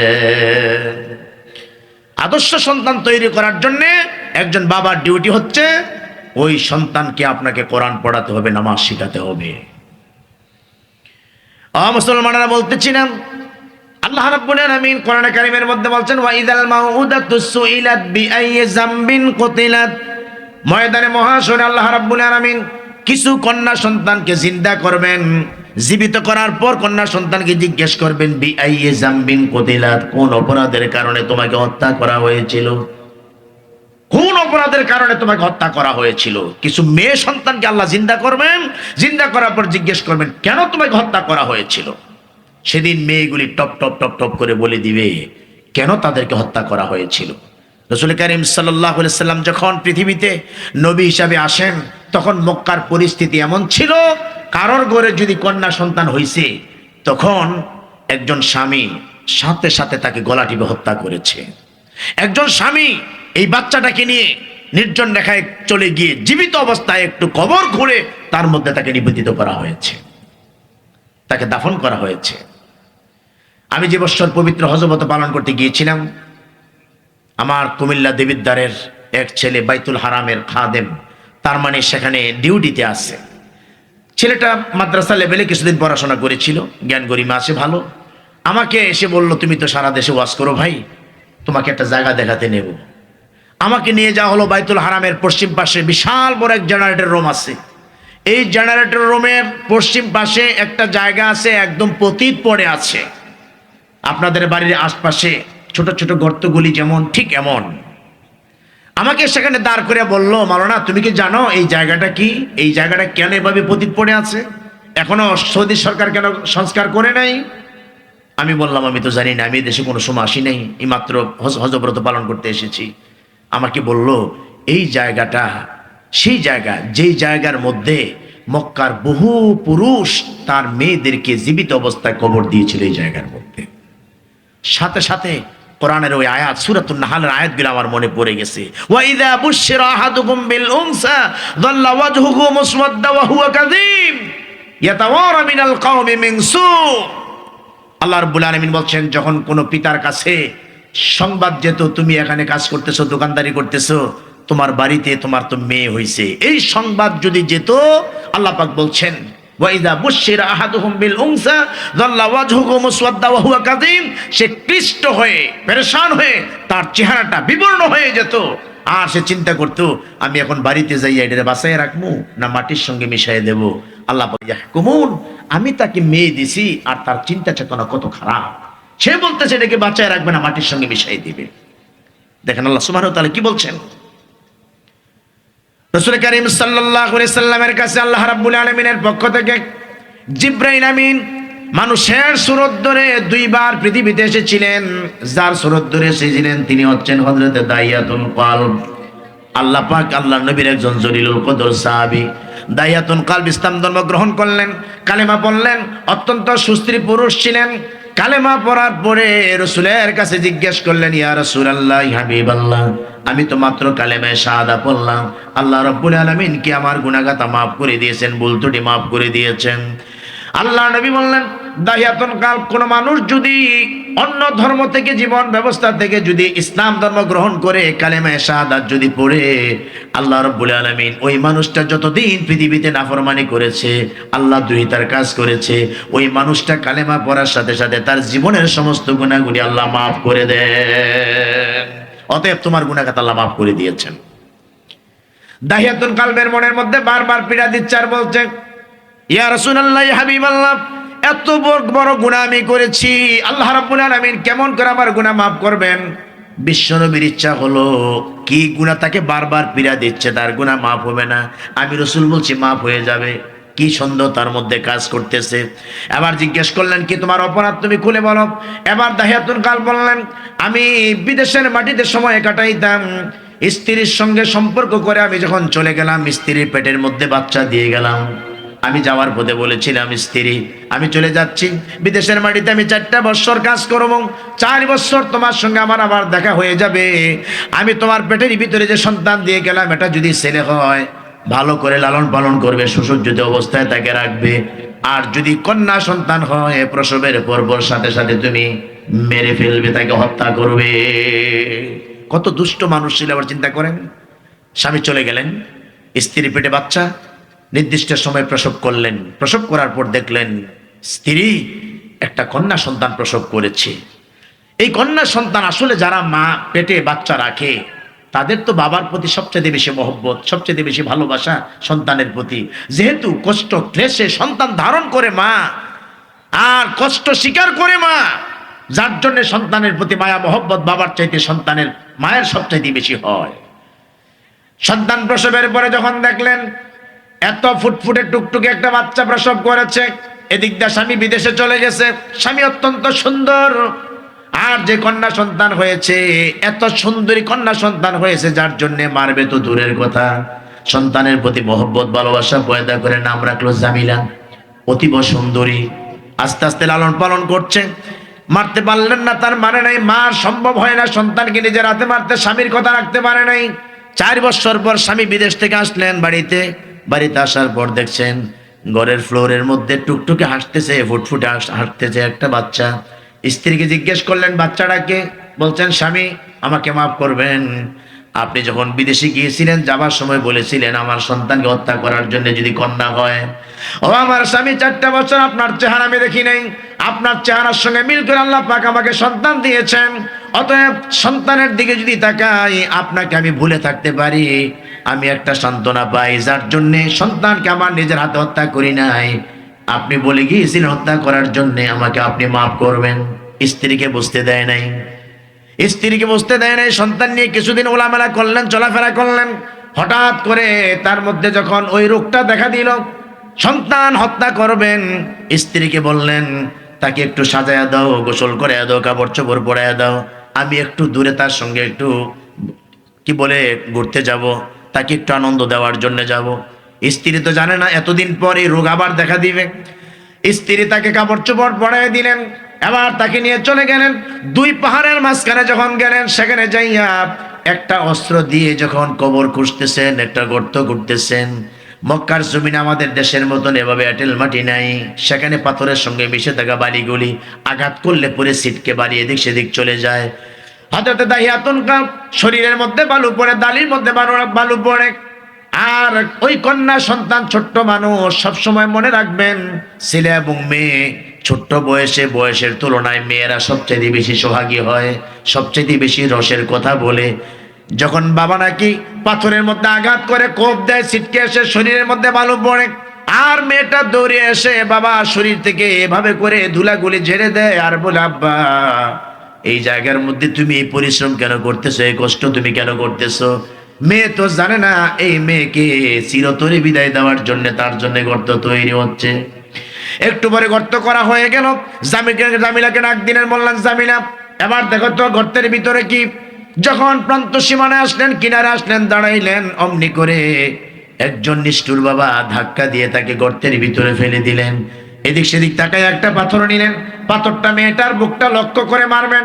ওই সময়ে বাবা বাবা বলে চিৎকার করে তাকে বলছেন, আব্বা আমাকে বাঁচতে দাও, আমি মেয়ে হওয়ার কারণে আজকে মক্কার জমিনে তুমি আমাকে কবরে পতিত করতেছো। শুনে রাখো বাবা, আমি তোমাকে বাপ বলে ডাকলে পরে তোমার ইজ্জত সম্মান যদি নষ্ট হয়ে যায়, মানুষের দ্বারা দ্বারা আমি ভিক্ষা করে খাবো, আমাকে বাঁচতে দাও।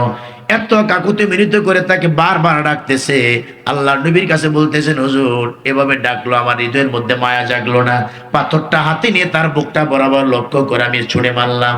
বুকটা ফেটে ফিনকি দিয়ে রক্ত বেরিয়ে দুনিয়া থেকে বিদায় নিয়ে চলে গেল। আল্লাহ নবী জানতে ইচ্ছে হচ্ছে আমার গুনাহকে মাফ করবেন। আল্লাহ নবী দাহিয়াতুল কালবের কথাগুলি শুনছেন, চোখ বেয়ে গাল বেয়ে দাড়ি বেয়ে পানি পড়তেছে। আর শেষবারের মতো রাসূল বলছেন, আহারে মানুষ কি এত নিষ্ঠুর হতে পারে, এত অপরাধ করতে পারে? তবে দাহিয়াতুল কালব, ইসলাম ধর্ম গ্রহণ করার আগে তোমার এই আচরণ, এই ব্যবহার তোমার ছিল, এই কাজ তোমার ছিল। এই জন্য আল্লাহ রাব্বুল আলামিন কালেমা পড়ার আগে সেই গুনাহ তোমার মাফ করে দিবে। কিন্তু আমি জানি না মানুষ ঈমান আনার পর যদি এই কাজ করে আল্লাহ পাক তাকে কিভাবে ক্ষমা করতে পারে। এজন্য যে সকল মায়েরা আমাদের কথাগুলি শুনতেছেন, আপনাদেরকে অনুরোধ করছি, আপনারা তো বিভিন্ন সময় আন্দোলন করেন, অধিকার চান, অথচ আপনারা জানেন না যেই সময় কন্যা সন্তান হলে পরে পুরুষেরা কবরের মধ্যে পতিত করত, ইসলাম আসার কারণে আর কবরের মধ্যে রাখা হয় না। কারণ ইসলাম মর্যাদা দিয়েছে নারীকে, ইসলাম মর্যাদা দিয়েছে কন্যা সন্তানকে, ইসলাম মর্যাদা দিয়েছে মায়েকে। এই জন্য ইসলাম আসার পরে ওই মেয়ের আর কবরে থাকে না। আল্লাহ রাব্বুল আলামিন রানীর মর্যাদা দিয়ে দিলেন, বলুন সুবহানাল্লাহ।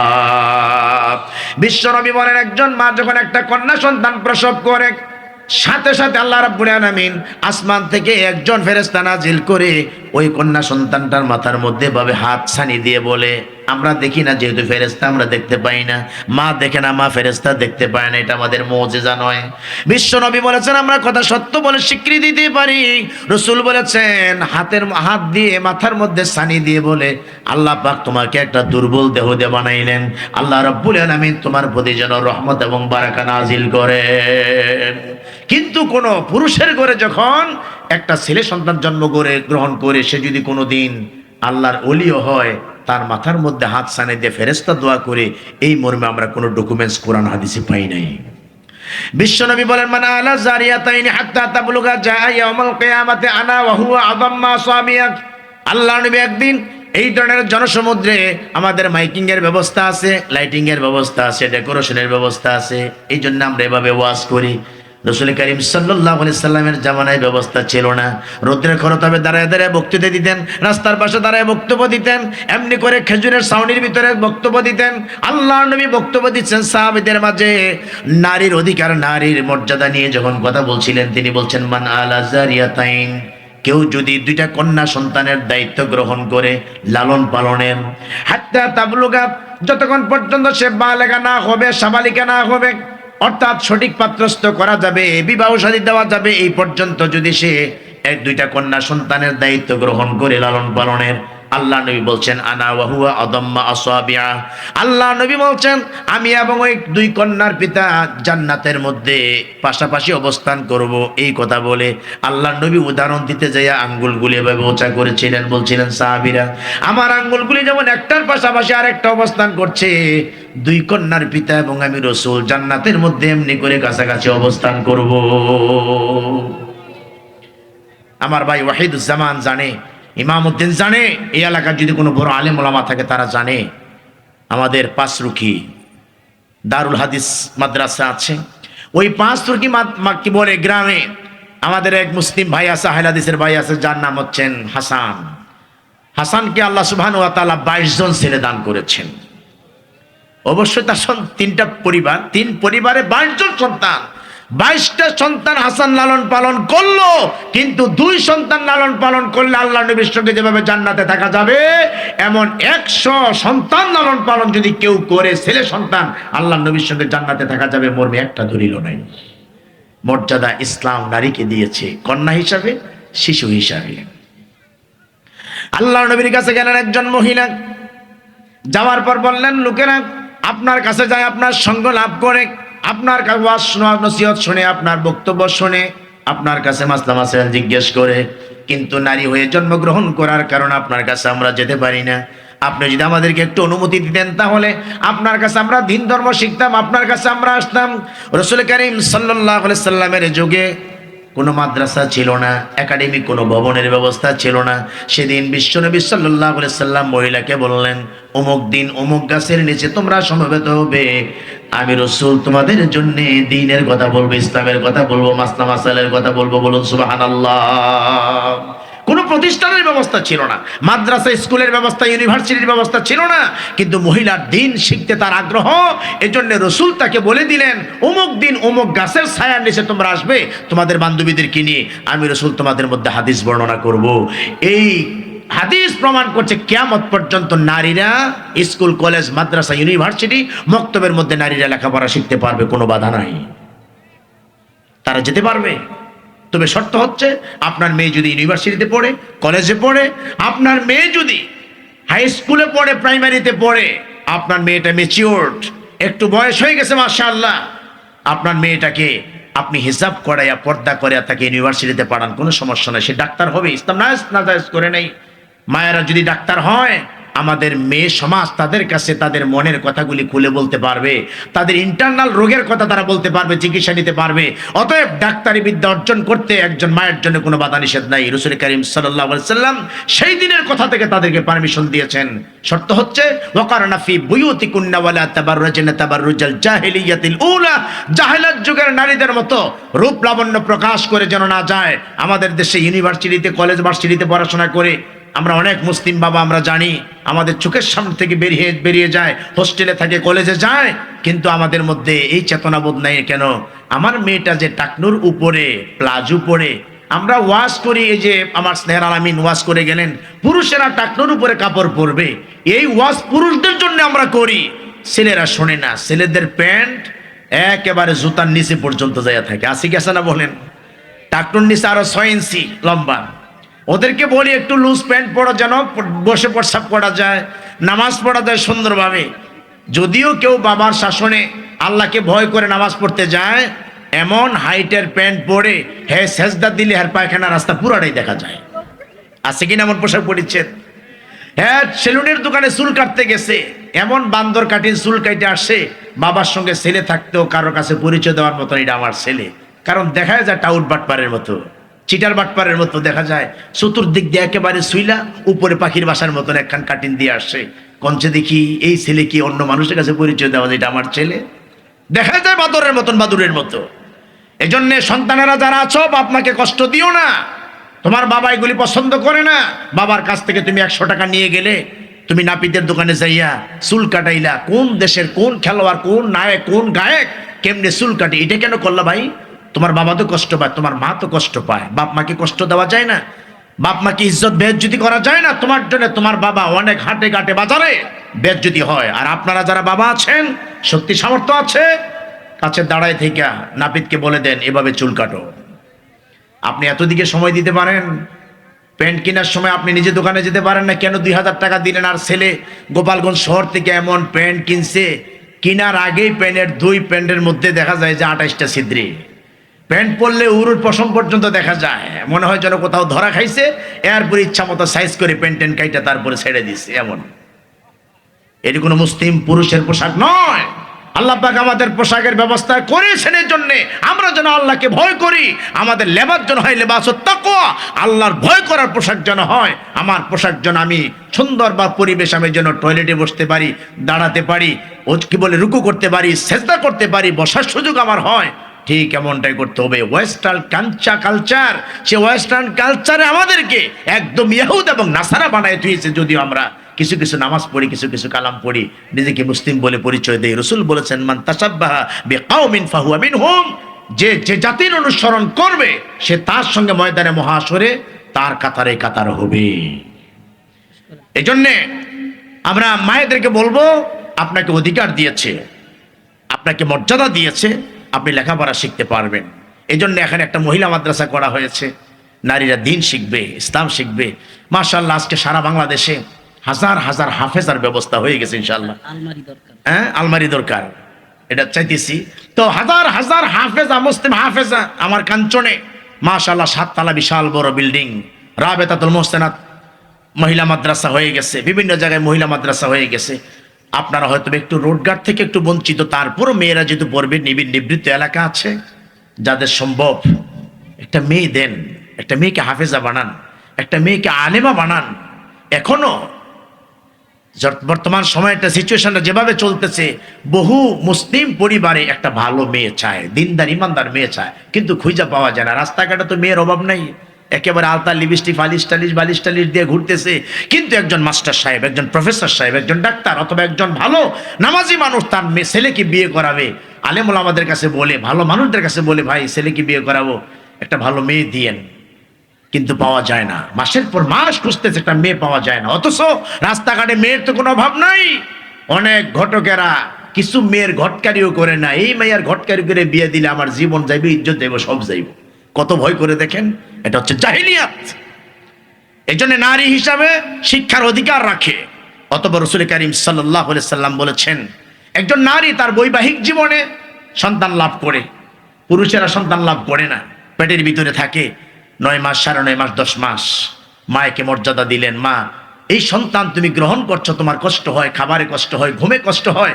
আল্লাহ রাব্বুল আলামিন তোমার আমলনামার মধ্যে সন্তান যতদিন ধারণ করবে ততদিন দিনের বেলায় সিয়াম, আর রাতের বেলায় ঘুম হয় নাই, তুমি কষ্ট করেছ, রাতের বেলায় দাঁড়ায়া দাঁড়ায়া তারাবির নামাজের মতন, তাহাজ্জুদের নামাজের মতন 2 রাকাত করে ফজর পর্যন্ত সালাত পড়লে, এই 10 মাস, 10.5 মাস, 9 মাস, 9.5 মাস সময় যতদিন তুমি পেটে সন্তান ধারণ করেছ, দিনের বেলায় সিয়াম আর রাতের বেলায় কিয়াম করলে যে সওয়াব হবে, আল্লাহ তোমার আমল নামার মধ্যে সন্তান ধারণের কারণে এই সওয়াব দান করবেন। ইসলাম মাইকে মর্যাদা দিয়েছেন। মা যখন সন্তান প্রসব করে, যেদিন হসপিটালে হোক বাড়িতে হোক, মায়ের কয়েক ব্যাগ রক্ত চলে যায়, নিচের জমিনটা একদম রক্তাক্ত হয়ে যায়। মা ধৈর্য ধারণ করে, মা মনে করে আর সন্তান নেব না, এমনটা ভাবে। কিন্তু যখন এত প্রসব যন্ত্রণার মধ্য দিয়ে সন্তানটা বেরিয়ে আসে, মায়ের সেন্সলেস হয়ে যায়, মা বড় কষ্ট পায়, মার জ্ঞান হারিয়ে ফেলে। 20 মিনিট, 25 মিনিট, আধা ঘন্টা, 40 মিনিট পর যখন মায়ের জ্ঞানটা ফিরে, তখন মা চোখটা দিয়ে আকুলি বিকুলি খায়, আমার বাসাদন, আমি যে প্রসব করলাম এটা কোথায়? তখন আমার নানি, দাদি, খালা, ফুফু কেউ বা গামছায় করে তোয়াইলা জড়াইয়া মায়ের কাছে নিয়ে আমাকে শোয়াই দিল, মায়ের দুধের বাটনটা মুখের ভিতরে ঢুকাই দিল। মা একটু কায় থুয়ে আমার দিকে চাইয়া, আমার চেহারার দিকে তাকাইয়া, ওই যে মা সিদ্ধান্ত নিয়েছিল আর সন্তান নেবার এত কষ্ট সহ্য করতে পারবো না, ওই কষ্টগুলি, ক্লেশগুলি মা সব আমার চেহারা দেখে ভুলে গেছে। এত কষ্ট করার পরে, সন্তান ধারণ করার পরে দুনিয়াতে এসে সন্তান কেমন করে মায়ের সঙ্গে নাফরমানি করে, এটা আমি মাওলানা শফিকুল ইসলাম বুঝি না। আর বেশিরভাগ সন্তানগুলি যখন সে নিজে বাবা হয়, যখন নিজে বৈবাহিক জীবনে আসে, স্ত্রী পাইয়া, 2-1টা সন্তান পাইয়া, তখন ঘরের সেই বৃদ্ধা মা এবং বৃদ্ধ পিতার প্রতি সবচেয়ে বেশি দুরাচরণ করে। ঠিক কিনা বলেন? আমি স্বামী, আমি বাবা, আমার 3টা সন্তান আল্লাহ সুবহানাহু ওয়া তাআলা দান করেছেন। 3টা সন্তান পেটে ধারণ করতে যাই আমার স্ত্রী কি কষ্ট করেছেন, কত বেলা খাবার নষ্ট হয়েছে, কত বেলা খাবার খেতে পারেন নাই, এটাকে আমি প্র্যাকটিক্যাল দেখি নাই? এই সময় তো আমার আব্বা আম্মার প্রতি আমার শ্রদ্ধা ভালোবাসা বেড়ে যাওয়ার কথা ছিল, কিন্তু ছেলে সন্তানের মায়ায় ওই সময় আরো বাপমার প্রতি সবচেয়ে বেশি নাফরমানি করে। অথচ মায়ের এই ডিউটি দুনিয়াতে অন্য কেউ করতে পারে না। একটা সন্তান পেটের ভিতরে থাকে, একটা জীবিত মানুষের পেটের ভিতরে আরেকটা জীবিত মানুষ, সে হাত পা নাড়াচাড়া করে, পা দিয়ে গুতাগুতি করে, যেদিন দুনিয়াতে আসবে বারবার পা দিয়ে আঘাত করে, মাথাটা নিচে দিয়ে দুনিয়ার দিকে আসতে থাকে। মা সেন্সলেস হয়ে যায়, অজ্ঞান হয়ে যায়, আবার জ্ঞান ফিরে। এত কষ্ট করে মা সন্তান ধারণ করে, এই সন্তানটা যদি একটু মোটা তাজা হওয়ার পর মায়েকে ধমক দেয়, মায়েকে যদি লাঞ্ছনা করে, মায়ের যদি গঞ্জনা দেয়, মায়ের প্রতি যদি অশুভ আচরণ করে, এই মা কখনো সহ্য করতে পারে না। এই জন্য রাসূল কারীম সাল্লাল্লাহু আলাইহি সাল্লাম বলেছেন, পিতামাতার অবাধ্য সন্তান কোনোদিন জান্নাতে যেতে পারবে না। সম্মানিত সুধীমণ্ডলী, এই জন্যে যাদের মা আছে, বাবা আছে, আল্লাহর রাস্তায় অনুরোধ করছি, একটা সুন্দর ডাক দিয়ে মায়েকে বাবাকে খুশি করার চেষ্টা করুন। হাটে বাজারে কত ফল ফ্রুটস পাওয়া যায়, বাজার থেকে কিনে আনেন, না আপনার স্ত্রী দিবে, এই কনফিডেন্স আপনার আছে। তবু সময় যেহেতু আছে, ফলটা ধুইয়া, ফলটা সুইলা নিজে খান, আম্মার হাতে উঠাই দেন, বাবার হাতে উঠাই দেন, একটু কাছে বসেন, একটু গল্প করেন। অফিসে যাওয়ার সময় সবশেষে মায়ের কাছ থেকে বলে যান, মা গেলাম, মা আসসালামু আলাইকুম। আবার আইসা বাড়িতে পোশাক পরিচ্ছদ পরিবর্তন করবেন, জিজ্ঞেস করেন, মা খাইছো কিনা, ওষুধ খাইছো, নাস্তা খাইছো, খাবার টাবার খাইছো নাকি। এই তো অতটুকুন জিজ্ঞাসাবাদের মাঝে আপনার মা স্মরণ করবে, আমার ছেলে অফিসে যাইও ভুলে না, যাওয়ার পথে ভুলে না, আইসাও ভুলে না। আপনার মার অন্তরটা জুড়ে যাবে, মনটা শান্তি পাবে, আল্লাহ রাব্বুল আলামিন আপনার প্রতি সন্তুষ্ট হয়ে যাবেন। ময়দানে মুহাশাল্লাহ আপনাকে জান্নাত দিয়ে প্রেজেন্টেশন দান করবেন, বলুন আলহামদুলিল্লাহ। আল্লাহ পাক বলছেন, ওয়ালা তানহারহুমা, মাকে ধমক দিস না, ওয়া কুল লাহুমা কাওলান কারীমা, সম্মানসূচক কথা বলিস। ওয়াকফিজ লাহুমা জানাহাজ যুল্লি মিনার রাহমাহ, তুই যদি বড় দেহের অধিকারী হস, তোর যদি বাহুর মধ্যে শক্তি থাকে, চোখ ডাগর ডাগর গর্দান মোটা, কিন্তু সবার সামনে হতে পারে, বাপমার সঙ্গে যখন দাঁড়াবি তখন এই ডানাকে একদম নত করে শরীরটা ছাইড়া দিয়া বিনয়ের সঙ্গে বাপমার সঙ্গে দাঁড়ায় কথা বলিস বান্দা। চোখ রাঙায় কথা বলিস না, ধমক দিয়ে কথা বলিস না, শব্দ ব্যবহার করিস না, হাত ঝাড়া দিয়া ঝাঁকিতে কোনো সময় আব্বা মার সঙ্গে কথা বলিস না। আর আমি তোদেরকে দোয়া শিখাই দিলাম, বাপমার জন্য একটু দোয়া করিস। তোর জন্য এত অবদান রাখলো, তোর 2 বছর দুধ পান করাইলো, 12-14 বছর তোর কাপড় চোপড়গুলি ধুইলো, তোরে পেটের মধ্যে ধারণ করলো, নিজে না খাইয়া তোরে খাওয়াইলো। এমন বাপমা দুনিয়াতে আছে, দোয়া করবি, নাই তাও দোয়া করবি। রব্বির হামহুমা কামা রব্বায়ানি সগীরা। ও আমার রব, আমার আব্বা আম্মা আমার প্রতি ছোট্টবেলায় যেমন সদয়শীল হয়েছিল, আমার আব্বা আম্মা তোমার কাছে চলে গেছে, আমার আব্বা আম্মার প্রতি এমনি তুমি সদয়শীল হও। আর যাদের তৌফিক আছে, যাদের সুযোগ আছে, টাকা পয়সা আছে, জুমার দিনে নামাজ পড়তে গেলে 50টা টাকা পকেটে করে নিয়ে যায়, 10টা টাকা নিয়ে যায়, 100 টাকা নিয়ে যায়। একটা জামে মসজিদের মধ্যে 500, 700, 1000 টাকা কালেকশন হয় জুমার দিনে। কেন? বাক্সটা যখন আপনার চলে, 1 সপ্তাহ পর বাক্সটা আপনার কাছে আসলো, আপনি কি পারেন না সারা সপ্তাহে 4-5 হাজার টাকা রোজগার করলেন, মায়ের জন্য 20টা টাকা আপনার কি নসিবে জুটলো না এর মধ্যে দেওয়ার জন্য? মনে রাখবেন, আপনি যেদিন থাকবেন না, আজকে অভ্যাস যদি আপনি করেন 20টা 50টা টাকা বক্সে দেওয়ার জন্যে, আপনি যেদিন থাকবেন না, কবরে থাকবেন, সেদিন এই অভ্যাসটা আপনার সন্তানের থাকবে। আপনার সন্তান আপনাকে স্মরণ করে বাক্সের মধ্যে 10টা টাকা ফেলবে, 20টা টাকা ফেলবে। যেমন কর্ম ঠিক তেমন ফল। আজকে যদি শত ব্যস্ততার মাঝে যে বাবার বাড়িতে থাকেন, আজকে যে আমাদের হাজী সাহেব বিশাল বড় বাড়ি, জানি না ওনার আব্বা কতটুকুন দিয়ে গেলেন আর উনি কতটুকুন কিনলেন। ওনার মৃত্যুর পরে ওনার সন্তানদেরকে বিশাল অ্যাসেট দিয়ে যাবেন, ওনার সন্তানেরা তার মালিক হবে। এই যে বাপ মা আমাদের জন্য এত কিছু রেখে যায়, এগুলির কথা যখন স্মরণে হয়, তখন বাবার কবরটা কোথায়, মায়ের কবরটা কোথায় খুঁজে খুঁজে বাপ মার কবরের কাছে একটু দাঁড়ায়েন, 2টা মিনিট দাঁড়ায় অতটুকুন বলে আসেন, আল্লাহ আমার আব্বা এই কবরের মধ্যে শুয়ে আছে, আমার মা এই কবরের মধ্যে শুয়ে আছে, আল্লাহ আমার আব্বা আমাকে তুমি মাফ করে দাও, কবরে শান্তিতে রাখো। আরবি পারেন না, কোনো দরকার নাই। আরবি স্যার আল্লাহ পাক বাংলাও বুঝেন, বাংলাও বুঝেন, অতটুকুন বইলে একটু আসেন, সপ্তাহে 1-2 দিন বাবার কবরের কাছে যান। মাসের পর মাস, বছরের পর বছর চলে যায়, সন্তানগুলি বাপ মার কবরের কাছে যায় না। কত নাফরমান, কোথায় চলে যায় শাহজালালের মাজারে কবর জিয়ারত করার জন্য, সুট কত হের বাইজিদ মুস্তামির মাজারে জিয়ারত করার জন্য, আবার চলে যায় সে 8 রশি 12 রশি 14 রশি সেখানে, কিন্তু বাবার কবরের পাশে মাসের পর মাস, বছরের পর বছর চলে যায়, একবার দাঁড়াবার সুযোগ হয় না। কেন? যেই বাড়িতে থাকছেন, যেই ঘরে থাকছেন, এগুলি সব আপনার বাবার রেখে দেওয়া। আপনি আল্লাহর কাছে 2 কথা বলে আসেন, আপনি যেই মানের মানুষ হন না কেন, মনে রাখবেন, বাইতুল হারামের ইমাম সাহেব, আল্লাহর ঘরের কাবা ঘরের ইমাম সাহেব যদি আপনার আব্বা আম্মার জন্য দোয়া করে, এটা কবুল হইতে পারে, না হইতে পারে, এটা আল্লাহ সুবহানাহু ওয়া তাআলা ভালো জানেন। এটার মধ্যে কিছু সন্দেহ থেকে যায়, কিন্তু কোনো রিক্সাওয়ালা, ঠেলাওয়ালা, কুলি মজুর কোনো সন্তান যদি আল্লাহর কাছে বাপমার জন্য দোয়া করে, আল্লাহর দরবারে ডাইরেক্ট কবুল হয়ে যায়। ইযা মাতাল ইনসানু ইনকাতা আনহু আমালু ইল্লা মিন সালাসা, ইল্লা মিন সাদাকাতিন জারিয়াতিন আও ইলমিন ইউনতাফাউ বিহি আও ওয়ালাদিন সালিহুন ইয়াদউ লাহ। কোন নেক সন্তান কেউ যদি রেখে যায়, সেই সন্তান যদি বাপমার জন্য দোয়া করে, আল্লাহর দরবারে দোয়া মঞ্জুর হয়ে যায়। আমি আপনার আব্বা মার জন্য দোয়া করব, কবুল হইতে পারে, না হইতে পারে, আমি বড় মৌলবী সাহেব, কিন্তু আপনি কিছু জানেন না, যতটুকুনে জানেন ততটুকুন দিয়ে আপনি বাবার কবরের পাশে দাঁড়ান, তাইলে দোয়াও করবেন, কবরের পাশে দাঁড়াবেন। আপনার দোয়াটা জ্বলন্ত আগুনও যদি আপনার বাবার কবরে থাকে, সাপোজ এক্সাম্পল, জ্বলন্ত আগুন জ্বলতেছে কবরের মধ্যে, আপনার মতো বান্দা যদি আপনার আব্বার জন্য দোয়া করেন, সাথে সাথে কবরের আযাবটা নিবাপিত হয়ে যাবে। আপনি যদি আপনার আব্বা আম্মার যে সাদাকা দান করেন, সাদাকা করেন, সাদাকা করলে পরেও সাথে সাথে আগুনটা নিবাপিত হয়ে যাবে।